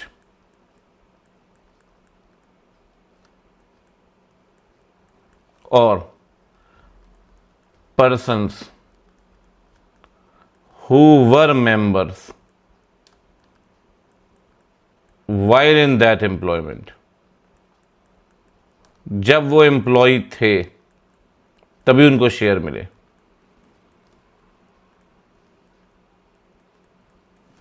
आज एम्प्लॉयमेंट नहीं है, कहता है and now and further employment was ceased, लेकिन तब भी तो मेंबर बने रहे सर। तो आप बताइए इन्हें काउंट करेंगे? कहता है इन दोनों को जब भी काउंटिंग करेंगे दे शैल बी एक्सक्लूडेड, ये काउंट नहीं होंगे sir in the number of 200। ऊपर ज्वाइंट वाले तो फिर भी एक मानेंगे, बट इन्हें तो काउंट ही नहीं करेंगे, ठीक है ना। अच्छा, अब दूसरी तरफ ये बताइए सबसे पहले मिनिमम शेयर कैपिटल की क्या लिमिट है? कहता है सर मिनिमम शेयर कैपिटल की बात करें तो मिनिमम शेयर कैपिटल के लिए there is no minimum limit, ठीक है। दूसरी तरफ पब्लिक कंपनी में भी सेम हालात है। मिनिमम शेयर कैपिटल यहां भी क्या हालत है? यहां भी वही है, नो लिमिट। लेकिन पब्लिक के आगे लाला एक पॉइंट और लिखा हुआ है। क्या? पब्लिक के आगे लिखा हुआ है public company means a company which is not a private company, which is not a private company। Public company वो है जो प्राइवेट नहीं है। इसका मतलब समझ रहे हो आप? इसका मतलब ये हुआ जो 3 कंडीशन प्राइवेट को प्राइवेट बनाती हैं वो 3 कंडीशन एप्लीकेबल नहीं होंगी, बिल्कुल नहीं होंगी सर। वो 3 कंडीशन कहाँ दी गई है? सेक्शन 2 क्लॉज 68 के अंदर प्राइवेट कंपनी के डेफिनेशन में शैल नॉट अप्लाई। तो इसका इफेक्ट क्या आएगा? इसका इफेक्ट ये आएगा सबसे पहले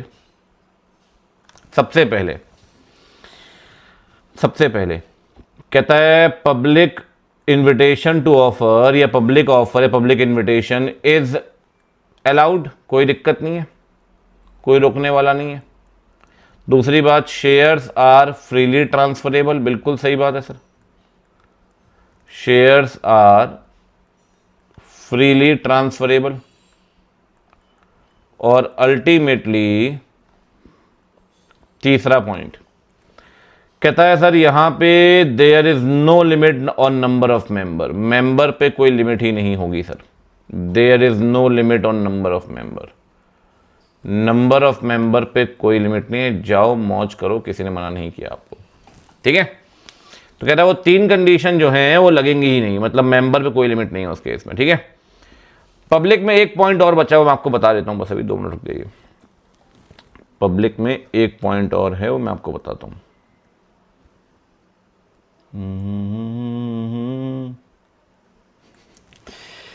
ठीक है जी, बढ़िया है सर। एक पॉइंट क्या बचा है सुनिए जरा ध्यान से, उसका एग्जाम्पल ले रहा हूं आपको ना सर, 2 ही एग्जाम्पल लिखने हैं।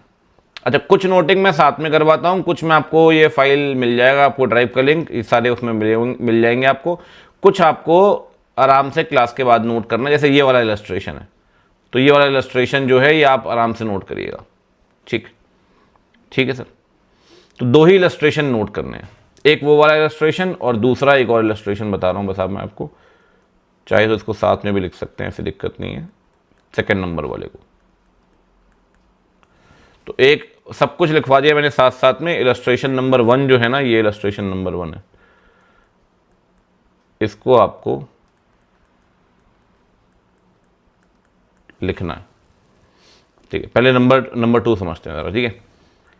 ये है रिलायंस इंडस्ट्रीज लिमिटेड, नाम क्या आखिरी में लिमिटेड, तो ऑब्वियसली पब्लिक कंपनी है,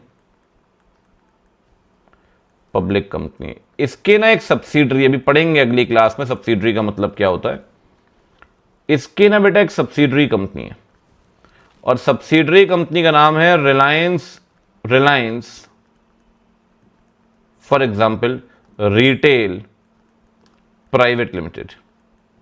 एग्जांपल दे रहा हूं मैं, फॉर एग्जांपल इसकी पेड अप शेयर कैपिटल है 100 करोड़ और इसके पास 60 करोड़ के शेयर्स हैं, मतलब 60% शेयर्स हो गए, बिल्कुल हो गए 60% शेयर्स। तो ये 60% में क्या बन जाएगी? Subsidiary company. वही पढ़ेंगे अपन अगली क्लास में कि भाई मोर देन 50% में बन जाता है, ठीक है, सब्सिडरी कंपनी। अब ये कहलाएगी होल्डिंग कंपनी, जिसकी आप सब्सिडरी हो, आपकी होल्डिंग कंपनी होती है। कहता है अगर आप एक सब्सिडरी कंपनी हो, लेकिन आप तो प्राइवेट हो सर, बिल्कुल प्राइवेट, आप देखो प्राइवेट लिमिटेड लिखा हुआ है, आप तो प्राइवेट कंपनी हो, लेकिन अगर आप किसी पब्लिक कंपनी की सब्सिडरी हो, अगर आप किसी पब्लिक कंपनी की सब्सिडरी हो तो आपको पब्लिक कंपनी ही माना जाएगा। शर्मा जी का लड़का शर्मा ही तो कहलाएगा, तो पब्लिक के बच्चे को पब्लिक ही मानेंगे। कहता है भले ही आपके नाम में प्राइवेट लिमिटेड लिखा हुआ है, भले ही आप 3 कंडीशन पूरी कर रहे हो, याद करो 3 अभी पढ़कर आए, कह रहा है उससे कोई फर्क नहीं पड़ता। कह रहा है सर भले ही आप 3 कंडीशन पूरी करिए उससे कोई फर्क नहीं पड़ता। कहता है आपको अगर आप पब्लिक की सब्सिडरी हैं तो आपको पब्लिक ही माना जाएगा। आप देखो होल्डिंग कंपनी क्या थी? पब्लिक थी, आप क्या हो? प्राइवेट हो, लेकिन क्योंकि आप पब्लिक की सब्सिडरी हो इसलिए आपको पब्लिक ही मानेंगे। Deemed to be public company, deemed to be public company, ये भी ठीक, डीम्ड। अच्छा एक बात देखो, Reliance Industries deem public company नहीं है, अरे उसे तो बनाया ही पब्लिक के तौर पे है ना यार, उसे तो बनाया ही पब्लिक के तौर पे है, वो डीम पब्लिक थोड़ी, वो तो पब्लिक ही है, लेकिन ये तो बनाई गई थी प्राइवेट कंपनी में, क्योंकि वो पब्लिक की सब्सिडरी है इसलिए पब्लिक मानी जाएगी। तो आप बोलोगे सर क्या ये पब्लिक ऑफर ला सकती है? ला सकती है। क्या बात कर रहे हो? क्या यहां अनलिमिटेड मेंबर हो सकते हैं? हो सकते हैं। जब पब्लिक ही मान लिया तो फिर कैसा भेदभाव? जब पब्लिक ही मान लिया तो कैसा भेदभाव? There can be unlimited members. ये एक लाइन पढ़ना, मजा आ जाएगा पढ़ के आपको। ठीक, ये पढ़िए जरा। कहता है अगर आप सब्सिडरी हो सर, किसकी? कहता है सब्सिडरी हो किसी कंपनी की, वो जो कंपनी इसकी आप सब्सिडरी हो प्राइवेट नहीं है, मतलब आप किसकी सब्सिडरी हो? आप सब्सिडरी हो लाला पब्लिक कंपनी की, आप पब्लिक कंपनी की सब्सिडरी हो। कहता है अगर आप पब्लिक कंपनी की सब्सिडरी हो तो आपको पब्लिक ही माना जाएगा। एक चीज पे ध्यान देना, मैं आपको दिखा रहा हूं, एक चीज पे ध्यान देना। ऊपर जब आप पढ़ रहे थे ना ज्वाइंट शेयर होल्डर, 2 और मोर पर्सन, तो वहां एक मेंबर मानते हैं, लिखा हुआ था। एक मेंबर पूरे कंपनी देख के लिए नहीं मानोगे, एक मेंबर मानोगे for the purpose of this clause only. सिर्फ इस क्लॉज के लिए ज्वाइंट शेयर होल्डर को सिंगल मेंबर माना जाएगा, सिर्फ इस क्लॉज के लिए। लेकिन जब आप नीचे पढ़ने लगे तो कहता है अगर आप पब्लिक की सब्सिडरी तो आपको पब्लिक माना जाएगा for the purposes of this clause नहीं लिखा, for the purposes of this act लिखा है बेटा।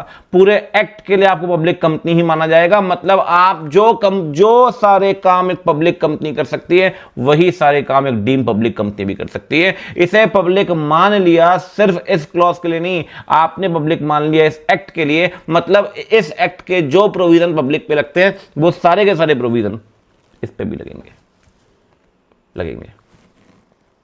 ठीक, अच्छा और एक बात सुनिए। कहता है even where such subsidiary continues to be private company in its article. इस लाइन का मतलब समझ रहे हो? भले ही आप अपने आर्टिकल में अपने आप को प्राइवेट क्यों ना मान रहे हो, मतलब भले ही आपके आर्टिकल में वो 3 कंडीशन क्यों ना लिखी हो, वही 3 कंडीशन आपको पब्लिक ही माना जाएगा। अगर आप पब्लिक की सब्सिडरी हो तो आप public he कहलाओगे public.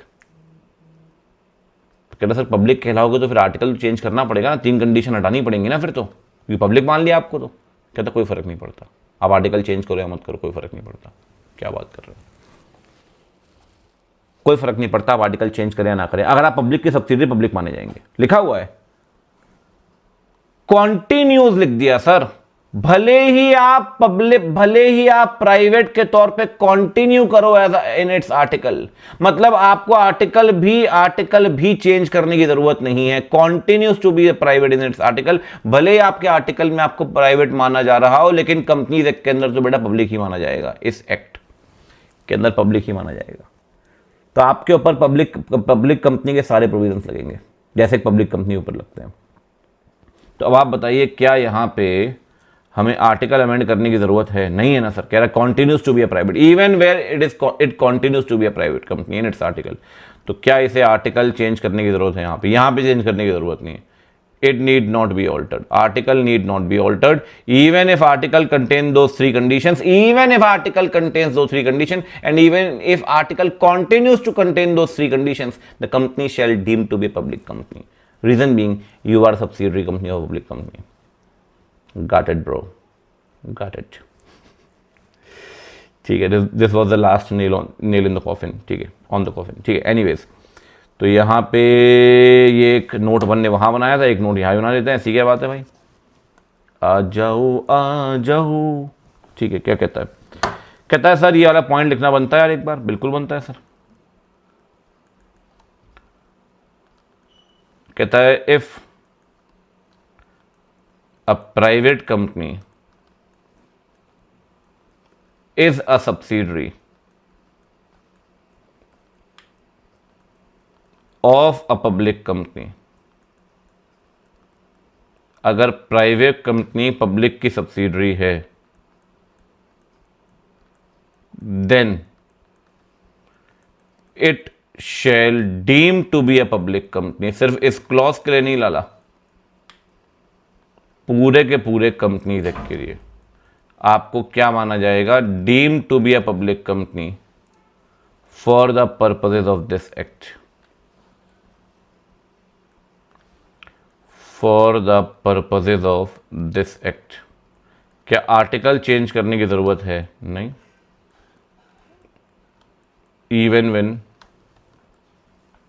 even if it continues to be private company in its article. Continues to be private company in its article. ठीक है ना। डेफिनेशन में ना ज़्यादा समराइज हम करते नहीं है, वैसे आप जब सेक्शन पढ़ोगे तो आप देखना हैंड रिटन नोट्स में काफ़ी समराइज करेंगे, क्योंकि डेफिनेशन में सर वैसे ही इतना कम कंटेंट होता है, बस डिकोड करना पड़ता है अच्छे से। ठीक है भाई, तो ये हो गई पब्लिक और प्राइवेट की डेफिनेशन। डन बच्चों, डन बच्चों, डन बच्चों, डन बच्चों। ठीक है, ठीक है सर, डेफिनेशन खत्म खत्म हो गई सर। अब हमें पता है क्या पढ़ना है, हमें इसके साथ एक पॉइंट लिंक होता है कन्वर्जन का। दो सेक्शन में साथ में पढ़ाता हूं, 14 एंड 18 इसी के साथ। मतलब एक टॉपिक है, जैसे डेफिनेशन एक टॉपिक हो गया प्राइवेट पब्लिक में, तो एक टॉपिक है लाला conversion of company. Conversion of company, इसमें दो कन्वर्जन पढ़ने हैं आपको। पहला कन्वर्जन पढ़ना है public private company to public company, conversion of private company to public company, पहला कन्वर्जन। जब प्राइवेट को पब्लिक में कन्वर्ट करोगे तो कैसे कन्वर्ट होगी, वॉलंटरी बेसिस पे कर रहे हो आप। और दूसरा, अगर कन्वर्जन कर रहे हो आप किसका, of public company into private company, ये भी ठीक। तो ये कन्वर्जन कैसे होगा, ठीक है सर, अच्छी बात है। तो दोनों कन्वर्जन हमको पढ़ने हैं, एक प्राइवेट टू पब्लिक, एक पब्लिक टू प्राइवेट। ठीक है, सबसे पहले हम कन्वर्जन डिस्कस करते हैं किसका, कन्वर्जन डिस्कस करते हैं of private company to public company. मतलब आप ये कह सकते हैं कि आज के इस लेक्चर में हम दो डेफिनेशन पढ़ी है और दो सेक्शन पढ़ेंगे। दो डेफिनेशन, 2 क्लॉज 68, 2 क्लॉज 71, और दो सेक्शन पढ़ेंगे, section 14 and section 18। Section 14 and section 18। तो कहता है conversion of private company into public company. पहले ये कन्वर्जन पढ़ते हैं, फिर पढ़ेंगे अगला कन्वर्जन, पब्लिक टू प्राइवेट। आइए ज़रा करते हैं कन्वर्जन को डिस्कस। देखो भाई, अगर आपने कन्वर्जन करना है ना पब्लिक टू प्राइवेट, तो सबसे पहली बात समझना, कन्वर्जन करने के लिए पब्लिक टू प्राइवेट में प्राइवेट कंपनी के आर्टिकल में 3 बातें लिखी होती हैं, अभी पढ़ी आपने। पब्लिक में तो वो 3 बातें लिखी नहीं होती। तो सर आर्टिकल चेंज करना पड़ेगा, बिल्कुल करना पड़ेगा। आर्टिकल में चेंज क्या करेंगे आप बताओ, कहता है आर्टिकल चेंज करना पड़ेगा, ऑल्ट्रेशन ऑफ AOA। लेकिन ऑल्ट्रेशन चेंज क्यों करेंगे, मतलब आर्टिकल चेंज क्यों करेंगे, आर्टिकल चेंज करेंगे जो 3 कंडीशन है ना बेसिकली प्राइवेट कंपनी को, उन 3 कंडीशन को हटा देंगे। तो ऐसा कह सकते हैं यहां पे होंगी deletion of 3 conditions of private company. Private company की जो कंडीशंस हैं उन कंडीशंस को हटा दिया जाएगा। Deletions of 3 conditions of private company. Actually क्या, देखो प्राइवेट से पब्लिक में कन्वर्ट कर रहे हो तो प्राइवेट के आर्टिकल में 3 बातें होनी चाहिए, लेकिन क्योंकि वो पब्लिक में कन्वर्ट हो रही है तो आर्टिकल को अमेंड करके 3 बातों को डिलीट कर देंगे। आर्टिकल अमेंड ऐसे ही नहीं होगा सर। सेक्शन 14 कहता है आर्टिकल अमेंड करना है तो आपको पास करना पड़ेगा स्पेशल रेजोल्यूशन। क्या पास करना पड़ेगा आपको, आपको पास करना पड़ेगा स्पेशल रेजोल्यूशन। स्पेशल रेजोल्यूशन आप पास करिए और आर्टिकल को अमेंड कर दीजिए। ठीक है सर, ठीक है। आर्टिकल अमेंड क्यों करेंगे, 3 कंडीशन डिलीट कर देंगे, सेक्शन 2 क्लॉज 68 वाली। ठीक, अच्छा एक बात बताओ, कंपनी, बहुत सिंपल, बहुत ही सिंपल डिस्कशन है। कंपनी प्राइवेट है तो नाम क्या होगा, ABC प्राइवेट लिमिटेड। अब कंपनी को अगर पब्लिक में कन्वर्ट करोगे तो नाम क्या हो जाएगा, ABC लिमिटेड। भाई अभी 4 सेक्शन 1 पढ़ेंगे आप आने वाले चैप्टर में, उसमें एक बात बड़ी क्लियर लिखी है कि जो कंपनी प्राइवेट लिमिटेड होती है उसके नाम के आखिरी में प्राइवेट लिमिटेड आएगा, और जो कंपनी पब्लिक कंपनी होती है उसके नाम के आखिरी में लिमिटेड आएगा। तो प्राइवेट कंपनी के नाम के आखिरी में आएगा प्राइवेट लिमिटेड और पब्लिक कंपनी के नाम के आखिरी में आएगा लिमिटेड। तो अगर प्राइवेट कंपनी थी तो नाम में प्राइवेट लिमिटेड था, अब लिमिटेड है, तो कहीं ना कहीं आपको पता है नाम चेंज करना पड़ेगा। और नाम चेंज करेंगे तो नाम पता है कहाँ लिखा होता है? नाम लिखा होता है एमओए में। तो आर्टिकल भी चेंज होगा और मेमोरेंडम भी चेंज होगा। तो आर्टिकल चेंज करेंगे 3 कंडीशन डिलीट करने के लिए। तो सर फिर एमओए चेंज क्यों करेंगे भैया? एमओए चेंज करेंगे नाम चेंज करने के लिए। नाम चेंज करने के लिए, टू ऑल्टर द नेम या to change the name. Name में कैसा चेंज करेंगे बताइए? नेम में प्राइवेट वर्ड को हटाएंगे या डिलीट करेंगे? अब सर प्राइवेट टू पब्लिक कर रहे हो ना, प्राइवेट टू पब्लिक कर रहे हो तो पहले कंपनी प्राइवेट लिमिटेड थी, अब लिमिटेड हो गई, तो प्राइवेट वर्ड क्या हो जाएगा? डिलीट। तो कहता है deletion of the word private, deletion of the word private. Private word को हटा दें, कहां से हटा दें? From the end of its name. Private word को हटा दें नाम के आखिरी से, from the end of its name. ठीक है सर। अच्छा, एमओए चेंज करने के लिए क्या करेंगे? तो भैया एमओए चेंज करने के लिए सेक्शन 12 और सेक्शन 13 कहता है एमओए चेंज करने के लिए भी स्पेशल रेजोल्यूशन पास करेंगे। बेसिक में पढ़ाया था ना मैंने आपको, स्पेशल रेजोल्यूशन कैसे पास होता है? स्पेशल रेजोल्यूशन पास होता है जितने वोट अगेंस्ट में हैं 3 टाइम्स वोट किस में चाहिए? फेवर में। तो अगर आपके 3 टाइम वोट आ जाते हैं फेवर में तो आप मेमोरेंडम चेंज कर दो। मेमोरेंडम चेंज करके अपना नाम चेंज करो, कंपनी है क्या दिक्कत है? नाम चेंज कर दो, आप प्राइवेट बोर्ड को डिलीट कर दो, कोई दिक्कत नहीं है। ठीक है सर। एक बात और सुनिए सर, अगर प्राइवेट टू पब्लिक में कन्वर्ट कर रहे हो तो आपको पता है प्राइवेट में मिनिमम मेंबर कितने होते हैं? प्राइवेट मिनिमम मेंबर होते हैं 2। पब्लिक मिनिमम मेंबर कितने होते हैं? मिनिमम मेंबर वो होते हैं 7। मेंबर बढ़ाने पड़ेंगे। अगर मेंबर 7 से कम है प्राइवेट, अब मेरी प्राइवेट कंपनी 3 ही मेंबर है, कल को पब्लिक में कन्वर्ट करूंगा तो मेंबर इंक्रीज करने पड़ेंगे ना 7। तो कहता है increase the number of member to 7। Increase the number of members to 7। ये भी ठीक। आपको पता है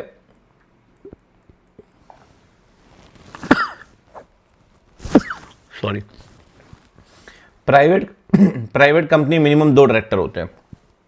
डायरेक्टर यहां होते हैं मिनिमम 3 डायरेक्टर। तो डायरेक्टर भी बढ़ाने पड़ेंगे, बिल्कुल बढ़ाने पड़ेंगे। मेंबर बढ़ाकर 7 करो, डायरेक्टर बढ़ाकर 3। Increase the number of directors to 7। जब ऐसा बड़ा चार्ट बन रहा हो ना तो या तो 2 पेज कवर कर लिया करो, left hand side right hand side, नहीं तो फिर जैसे चार्ट बना लिया तो एक 3 पॉइंट ऊपर लिख लिया, जैसे स्पेस भर गया उस पेज में तो फिर 3 पॉइंट्स के नीचे लिख लिया, 3 ऊपर 3 नीचे, इस तरीके से। ठीक है, इसे हम बोलते हैं प्रोसीजरल रिक्वायरमेंट। देखो मेरे पास तो अनलिमिटेड कॉपी है तो मैं तो कितना भी लिख सकता हूँ। प्रोसीजरल रिक्वायरमेंट, तो प्रोसीजरल रिक्वायरमेंट क्या कहती है? प्रोसीजरल रिक्वायरमेंट कहती है भैया मेंबर को बढ़ाकर 7 कर दो, डायरेक्टर बढ़ाकर 3 कर दो। ठीक है सर, अच्छी बात है। अच्छा अगला और सुनिए भाई।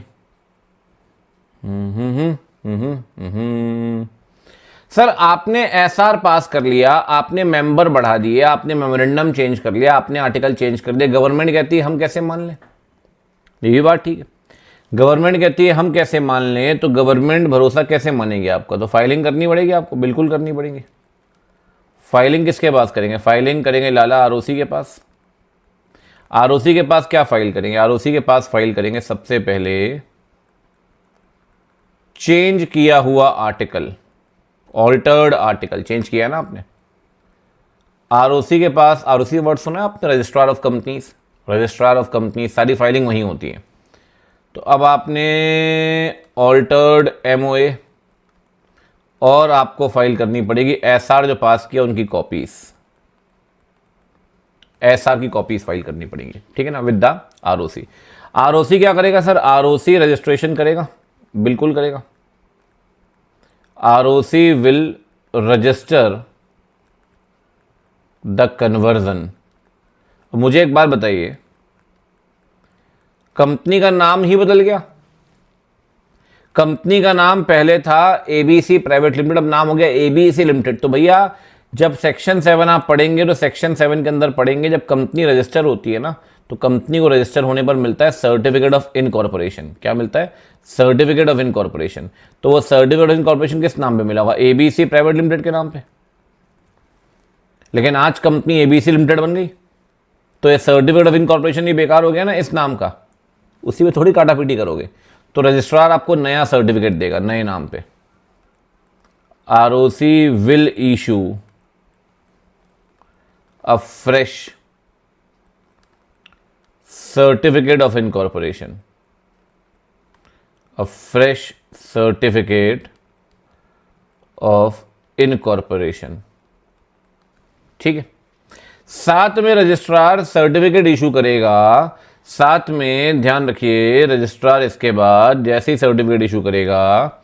अच्छा मुझे एक बात बताइए, बड़ी सिंपल सी, आप एक प्राइवेट कंपनी थे, ठीक है, आप एक प्राइवेट कंपनी थे सर, एक दिन कन्वर्ट हो गया पब्लिक में, हो गए सर। आपने एक लोन लिया था 5 करोड़ का, क्या लोन रीपे करने की जिम्मेदारी खत्म हो जाएगी? क्या कंपनी लोन रीपे नहीं करेगी? बैंक को बोलेगी अरे जब लोन लिया था ना तब हम प्राइवेट थे, अब बोले पब्लिक बन गए, अब हम क्या लोन रीपे करेंगे? लोन तो एबीसी प्राइवेट लिमिटेड ने लिया था, अब हम तो एबीसी लिमिटेड है। क्या लोन रीपे करने की जिम्मेदारी खत्म हो जाएगी आपकी?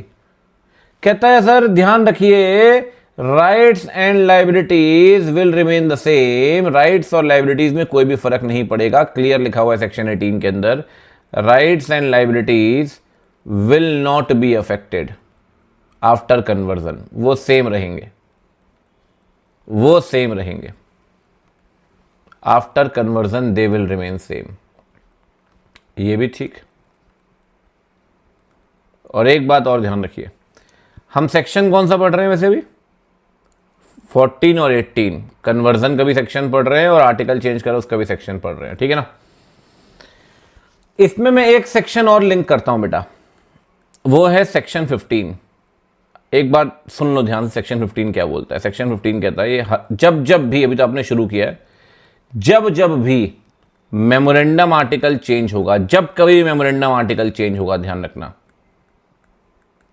सेक्शन 15 लगेगा कभी भी। अभी तो बहुत कुछ पढ़ना है आपने, मेमोरेंडम का नाम चेंज करना है, आपको सिचुएशन चेंज करनी है मेमोरेंडम के अंदर, बहुत सारे चेंज पढ़ने हैं। तो कहता है सर कभी भी आप नाम या मेमोरेंडम चेंज करिए, आर्टिकल चेंज करिए। सेक्शन 15 पता है क्या बोलता है? सेक्शन 15 कहता है अगर मेमोरेंडम आर्टिकल चेंज किया तो बेटा उस दिन के बाद चेंज हर कॉपी में होना चाहिए। Change shall be noted in every copy of MOA, otherwise fine लगेगा 1000 रुपए पर कॉपी का, 1000 रुपए पर कॉपी का। Change shall be noted in every copy of MOA, otherwise 1000 rupees per copy का फाइन है। आसान देसी भाषा में, जिस दिन मेमोरेंडम चेंज हो गया साहब, उस दिन के बाद पुराना मेमोरेंडम मत बांटना किसी को। उस दिन के बाद किसी भी व्यक्ति को पुराना मेमोरेंडम की कॉपी मत देना। होता है ना यार, पुरानी बुक पढ़ी हमने, वहां नई बुक आ गई, बोले पुरानी वाली निकाल दो। पुरानी कॉपी मत देना, पुराना आर्टिकल मत देना, हर किसी को नया आर्टिकल, हर नया मेमोरेंडम ही देना, अदरवाइज 1000 रुपये पर कॉपी का फाइन है। अब मान लो आपके पास 5 मेंबर आ गए, वो बोलते हैं सर एक मेमोरेंडम की कॉपी, एक आर्टिकल कॉपी, हर हम पाँचों को चाहिए। तो आपने 5 मेंबर को दो मतलब एक कॉपी मेमोरेंडम, एक कॉपी आर्टिकल की दी, मतलब आपने 10 कॉपियाँ दे दी टोटल, और पुराने आर्टिकल पुरानी मेमोरेंडम दिया आपने, तो 1000 रुपये फाइन लगेगा।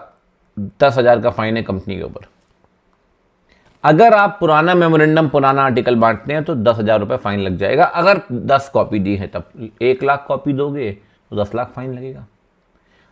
मतलब सेक्शन 15 की एक ही डिमांड है, चेंज हर कॉपी में होना चाहिए। मतलब जिस दिन ऑल्ट्रेशन हुआ, पुराना मेमोरेंडम आर्टिकल किसी को मत देना, अगर दिया है तो फाइन लगेगा 1000 रुपये पर कॉपी का। तो अभी तो आप खैर बहुत कुछ पढ़ेंगे मेमोरेंडम के अंदर, बट इतना जो अभी पढ़ रहे हो बस इतना ध्यान रखना कि भाई change shall be noted in every copy. Change shall be noted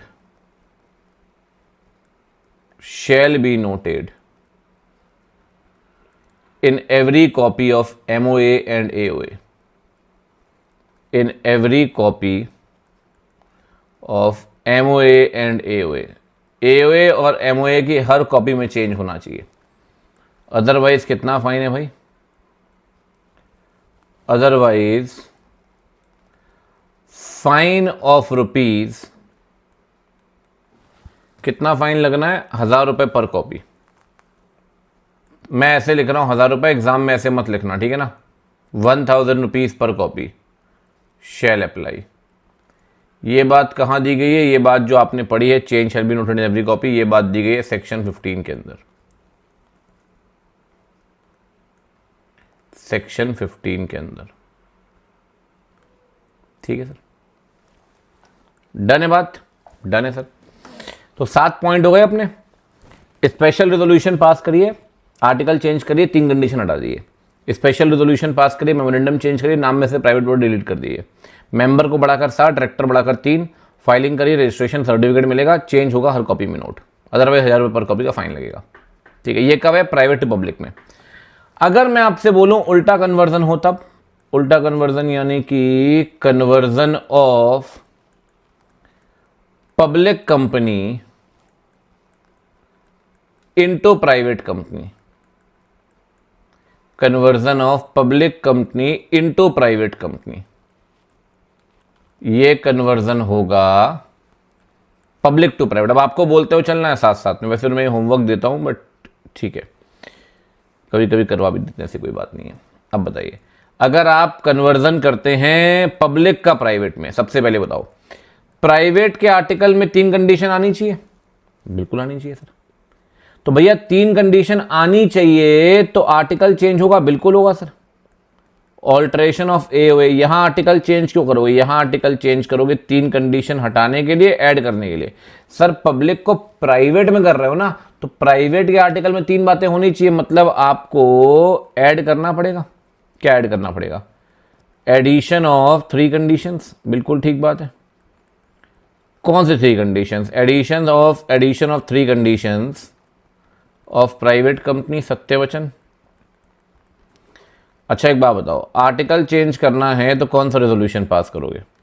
article change करना है तो पास करोगे special resolution, must be passed, special resolution must be passed, बिल्कुल ठीक बात है। स्पेशल रेजोल्यूशन पास करिए, ठीक। अगला बताइए, अगला है नाम, तो यहां भी चेंज होगा पब्लिक टू प्राइवेट। नाम अगर यहां भी चेंज होगा तो ऑल्टरेशन ऑफ एमओए, तो चेंज तो यहां भी होगा, बिल्कुल होगा सर। चेंज कैसा करोगे? यहां पे यहां चेंज सिंपल होगा। यहां पे एबीसी लिमिटेड आपकी कंपनी का नाम होगा, अब नाम क्या हो जाएगा? एबीयू लिख दिया मैंने, एबीयू प्राइवेट लिमिटेड, मतलब प्राइवेट वर्ड को ऐड कर देंगे, बिल्कुल ऐड कर दो सर। तो कहता है इस केस में क्या करेंगे? Addition of the word private, addition of the word private, private word को ऐड कर देंगे, समझ रहे हो बात को? प्राइवेट कहां ऐड करेंगे भाई? At the end of its name, private word को ऐड कर दो नाम के आखिरी में। अच्छा इसके लिए क्या पास करेंगे? इसके लिए भी एसआर पास करेंगे। मेमोरेंडम चेंज करिए, आर्टिकल चेंज करिए, पास एसआर ही करना पड़ेगा। मेमोरेंडम चेंज करें, आर्टिकल चेंज करें, पास एसआर ही करना पड़ेगा, ठीक ठीक है सर। अच्छा अगला सुनिए, अब देखो मिनिमम मेंबर अगर आपके साथ भी तो क्या फर्क पड़ता है, लेकिन प्राइवेट में कन्वर्ट कर दो, प्राइवेट में मेंबर की संख्या 200 हो सकती है, उससे ऊपर तो होगी नहीं, इसीलिए limit the number of member to 200, बिल्कुल सही बात है। Limit the number of members, कितने करने पड़ेंगे नंबर ऑफ मेंबर कम करके आपको 200 तक ही लाने पड़ेंगे। 200 से ऊपर है तो फिर कन्वर्ट नहीं होगी, फिर पब्लिक कंपनी अपने मेंबर्स को रिड्यूस करेगी तभी प्राइवेट में कन्वर्ट कर पाएगी, अदरवाइज नहीं कर पाएगी। इसे क्या बोलेंगे बेटा जी? इसे बोलेंगे procedural requirement. Number of member को कम करिए, ठीक है सर। आपको पता बाकी 4 पॉइंट सेम है, बस एक पॉइंट का फर्क है, बाकी आपके मैं ऐसे लिख देता हूं यार, स्पेस की थोड़ी। अब देखो, अब मेरे को आएंगे मजे, मेरे हैं अब मजे। उससे पहले एक बात ध्यान रखना, बस आपको पता है प्राइवेट कंपनी घर की कंपनी है। कंपनी देख के बहुत सारे प्रोविजन प्राइवेट कंपनी पे लगते ही नहीं है। बहुत सारे प्रोविजन कंपनी देख के लगते ही नहीं है प्राइवेट पे, और लगते ही नहीं है। इसीलिए याद होगा आपको एक पॉइंट हमने पढ़ा थोड़ी देर पहले कि पब्लिक की सब्सिडी को पब्लिक ही मानेंगे। एक तो पब्लिक उसको मान लिया, दूसरी बात क्या है, आप प्राइवेट से पब्लिक कन्वर्ट करोगे ना, सरकार को दिक्कत नहीं है, क्योंकि प्राइवेट से पब्लिक में आओगे तो और नए नए कंप्लाइंसेस करने पड़ेंगे, नए रूल्स मानने पड़ेंगे, नई अप्रूवल से बहुत सारी चीज़ें हैं। बट सरकार को पता है दिक्कत कहाँ होती है, जब आप पब्लिक टू प्राइवेट कन्वर्ट करते हो, क्योंकि पब्लिक कंपनी पब्लिक का पैसा लगा होता है। अब आप अचानक से एक दिन कहते हो मुझे प्राइवेट में कन्वर्ट करना है, तो यहाँ दिक्कत आती है। इसके लिए एक पॉइंट बिल्कुल अलग है जो ऊपर नहीं था, बिल्कुल अलग है। कहता है सीजी की अप्रूवल लेनी पड़ेगी। अब आप मुझे बताइए ऊपर सीजी की अप्रूवल लगती है कहीं प्राइवेट पब्लिक? तो सरकार तो खुद कहती आजा आजा आजा आजा आजा तू कन्वर्ट कर ले अपने आप को पब्लिक में, हम तो तैयार बैठे हैं। लेकिन जब आप पब्लिक से प्राइवेट कन्वर्ट करते हो, सरकार कहती है ना जा ना जा ना जा ना जा, आप कहते जाना तो पड़ेगा, अब तो मैं कन्वर्ट करूँ अपने आप को प्राइवेट में। तो कहता है उस केस में अगर आप पब्लिक टू प्राइवेट करते हैं तो सीजी की अप्रूवल लेनी पड़ेगी। अप्रूवल सीजी इज रिक्वायर्ड इस केस में, ठीक है ना। साथ में क्या करना पड़ेगा सर? साथ में वही, अरे फिर तो मैं बता रहा हूँ ना, मेरे लिए तो मज़े आ गए। मुझे मज़े पता कैसे आए? अब मैं आपको चिढ़ा सकता हूँ। चिढ़ना मत, बस चिढ़ना मत, बाकी मेरे पास पूरा अधिकार है चिढ़ाने का। पूछो क्यों? क्योंकि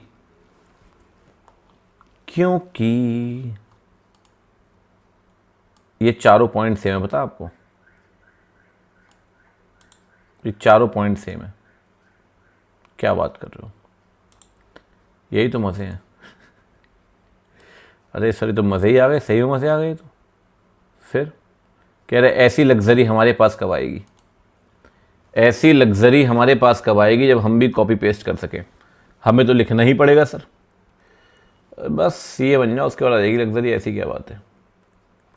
यही सुन रहे हैं बचपन से, ये बन जाओ तो ये हो जाएगा, 10th कर लो तो ये हो जाएगा, 12th कर लोगे तो उसके बाद तो कुछ करना ही नहीं है, कॉलेज लाइफ है। इस मोह माया में फंसे जा रहे हैं हम तो। बात भी सही है, ठीक है। वो चारों पॉइंट सेम है। फाइन 1000 रुपये पर कॉपी का, पुरानी कॉपी दी तब, कन्वर्जन के बाद राइट लाइबिलिटी सेम रहेंगी, कोई भी फर्क नहीं पड़ने वाला। आरओसी आपको नया सर्टिफिकेट देगा, फाइलिंग वही है, सारी copies, alteration, altered MOA, altered AOA वगैरह फाइल करना आपने, ठीक है ना। कहीं कोई दिक्कत नहीं है सर, एकदम बढ़िया। कितने स्मूथ तरीके से आप देखिए आपके कन्वर्जन हो गए। मतलब मैं आपको बोलूँगा 14, 18 भी कर लिया और अलॉन्ग विथ सेक्शन 15 भी कर लिया। तो आप देखो, कई बार आपको लग नहीं रहा होगा डेफिनीशन में टाइम लगेगा, लेकिन डेफिनीशन में टाइम लगा। लेकिन जब आप कन्वर्जन करने बैठे तो आपको लगा यार कन्वर्जन तो पता नहीं क्या ही होगा, जबकि कन्वर्जन करने बैठे तो 20 मिनट कन्वर्जन खत्म हो गया। तो क्या होता है, मैं मानता हूं प्रोविजंस में टाइम कंपैरेटिवली कम लगता है डेफिनेशंस के मुकाबले, क्योंकि डेफिनेशन पर सर क्या है, बाल की खाल निकालनी पड़ती है, और डेफिनेशन आधार होती है आपके पूरे जो आगे पढ़ेंगे आप। अब प्राइवेट कंपनी के किसी कोई भी डेफिनेशन क्लियर ही नहीं है आपको, तो फिर आगे तो फंसी जाओगे ना आप उस केस में।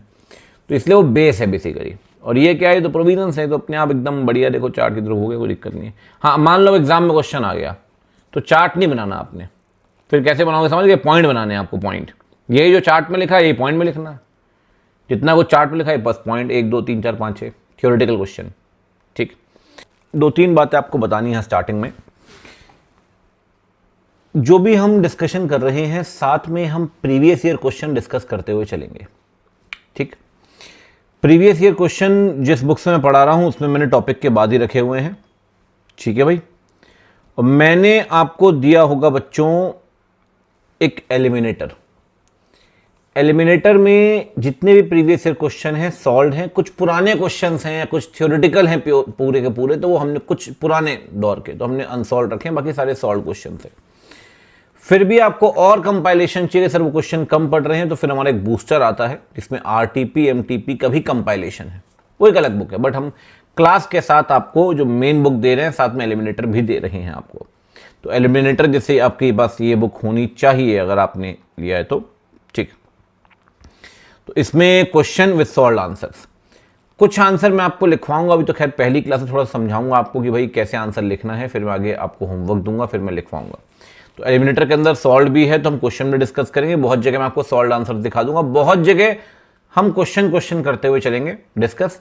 कुछ जगह जहां मुझे लगेगा कि जरूरी है तो मैं आंसर लिखवा भी दूंगा, कुछ जगह जहां मुझे लगेगा जरूरी तो मैं आंसर आपको एक बार पूरा रीड भी करवा दूंगा कि आंसर लिखा कैसे और कैसे आपको लिखना है। तो आइए पहले क्वेश्चन की बात करते हैं। कहता है सर ये देखो आप ध्यान से जरा, तो एमएनपी लिमिटेड पब्लिक कंपनी, अच्छी बात है सर पब्लिक कंपनी है, तो ये देखिए ये पब्लिक कंपनी है। अब आप मुझे बताइए पब्लिक कंपनी मेंबर की लिमिट है? नहीं। तो कहता है आप बताइए क्या पब्लिक कंपनी को प्राइवेट में कन्वर्ट कर सकते हैं? कर सकते हैं सर, बिल्कुल कर सकते हैं, कोई दिक्कत थोड़ी है। कहता है क्या उस कंपनी को अपने नंबर ऑफ मेंबर कम करने पड़ेंगे? Whether the number of member need to be reduced. तो आइए जरा पढ़ते हैं। अगर मान लो 2 मिनट के लिए कंपनी प्राइवेट कंपनी होती तो मेंबर कितने होते? अगर ये कंपनी प्राइवेट कंपनी होती तो 18 डायरेक्टर्स आते, बिल्कुल आते। एम्प्लॉय आते, नहीं आते। एक्स एम्प्लॉय जिन्हें शेयर्स दिए गए थे एम्प्लॉयमेंट के वक्त, क्या वो आते? वो भी नहीं आते। Member joint share holder 14 count करें, जबकि 7 है तो 7 काउंट होंगे, और अदर मेंबर्स 137 काउंट होंगे। तो कितने मेंबर हो गए टोटल हो गए 144 और 162 मेंबर। आप बताइए अगर प्राइवेट होती है कंपनी तो क्या लिमिट से एक्सीड करती? नहीं करती, 200 की लिमिट है। तो कहता है अगर चलो ये प्राइवेट तो नहीं है, पब्लिक है ना क्वेश्चन में, लेकिन कल को अगर इसे कन्वर्ट करें प्राइवेट में तो क्या नंबर ऑफ मेंबर कम करने की जरूरत है? बिल्कुल नहीं सर, बिल्कुल नहीं। नंबर ऑफ मेंबर कम करने की जरूरत ही नहीं है, क्योंकि अगर नंबर ऑफ मेंबर 200 से ऊपर होते, पढ़ा ना अपन ने अभी, तब नंबर ऑफ मेंबर कम करते, 200 से ऊपर तो है ही नहीं। ठीक, अब देखिए यहां पे इन्होंने सबसे पहले क्या किया है, मैं आपको आंसर दिखाता हूं एक बार। सजेस्टेड आंसर इंस्टीट्यूट का, मेरा आंसर नहीं है, इंस्टीट्यूट के सारे सजेस्टेड आंसर ढंग से प्लेस किया हमने, ठीक है ना। सबसे पहले सेक्शन 2 clause 68 इन्होंने कोट किया है, प्राइवेट कंपनी की पूरी डेफिनेशन लिखी है, पूरी डेफिनेशन यहां से यहां तक, ठीक। और नंबर ऑफ मेंबर 200 वाली बात, फिर 200 में कौन आएगा नहीं आएगा, ज्वाइंट शेयर होल्डर, सब लिखा हुआ है, ठीक है। उसके बाद आ गया सर, ये है फर्स्ट पैराग्राफ, इसे अपन बोलते हैं बेटा, ये होता है प्रोविजन। मैं अभी आपको लिखवाऊंगा भी, लेकिन मैं थोड़ा समझा रहा हूं कि एक बार आप समझ लें तो फिर थोड़ा लिखवाने में मुझे भी आसानी होगी, फिर मैं आपको होमवर्क दूंगा, लिखवाऊंगा। ये है प्रोविजन। हमेशा केस स्टडी को 3 पार्ट में बनाएंगे आप। पहले पैराग्राफ में प्रोविजन लिखना है, चाहे तो इसकी हेडिंग में लिख सकते हैं प्रोविजन। दूसरा पार्ट जो है वो है फैक्ट्स। फैक्ट्स मतलब सेकंड पैराग्राफ होता है, इसमें जो क्वेश्चन में बातें दी गई होती है ना, थोड़ा उसे सिंप्लीफाई करके समराइज करके हम यहां देते हैं। याद करिए आप कभी मैथ्स का क्वेश्चन करते होंगे तो गिवन दैट आया करता था, पहले वो लिखते थे उसके बाद लिखते थे आंसर। तो ये गिवन दैट है फैक्ट वाला जो सेकंड पैराग्राफ है। फिर थर्ड पैराग्राफ है, ये है कंक्लूजन या डिसीजन। तो केस स्टडी के हमेशा 3 पैराग्राफ बनेंगे। पहले पैराग्राफ में प्रोविजन बन गया, तो जो लॉ में लिखा है वो आपने लिख दिया, ठीक है। हमेशा एक बात ध्यान रखना, कभी भी प्रोविजन वाले पैराग्राफ में, कभी भी प्रोविजन वाले पैराग्राफ में कंपनी का नाम मत लिखना, पर्सन का नाम मत लिखना, सीधे प्रोविजन लिखना। सेकेंड पैराग्राफ में फैक्ट लिखना, फैक्ट जो क्वेश्चन में दिया गया, यहां कंपनी का नाम बिल्कुल लिखिए, कोई दिक्कत नहीं है। और थर्ड पैराग्राफ में कंक्लूजन लिखिए।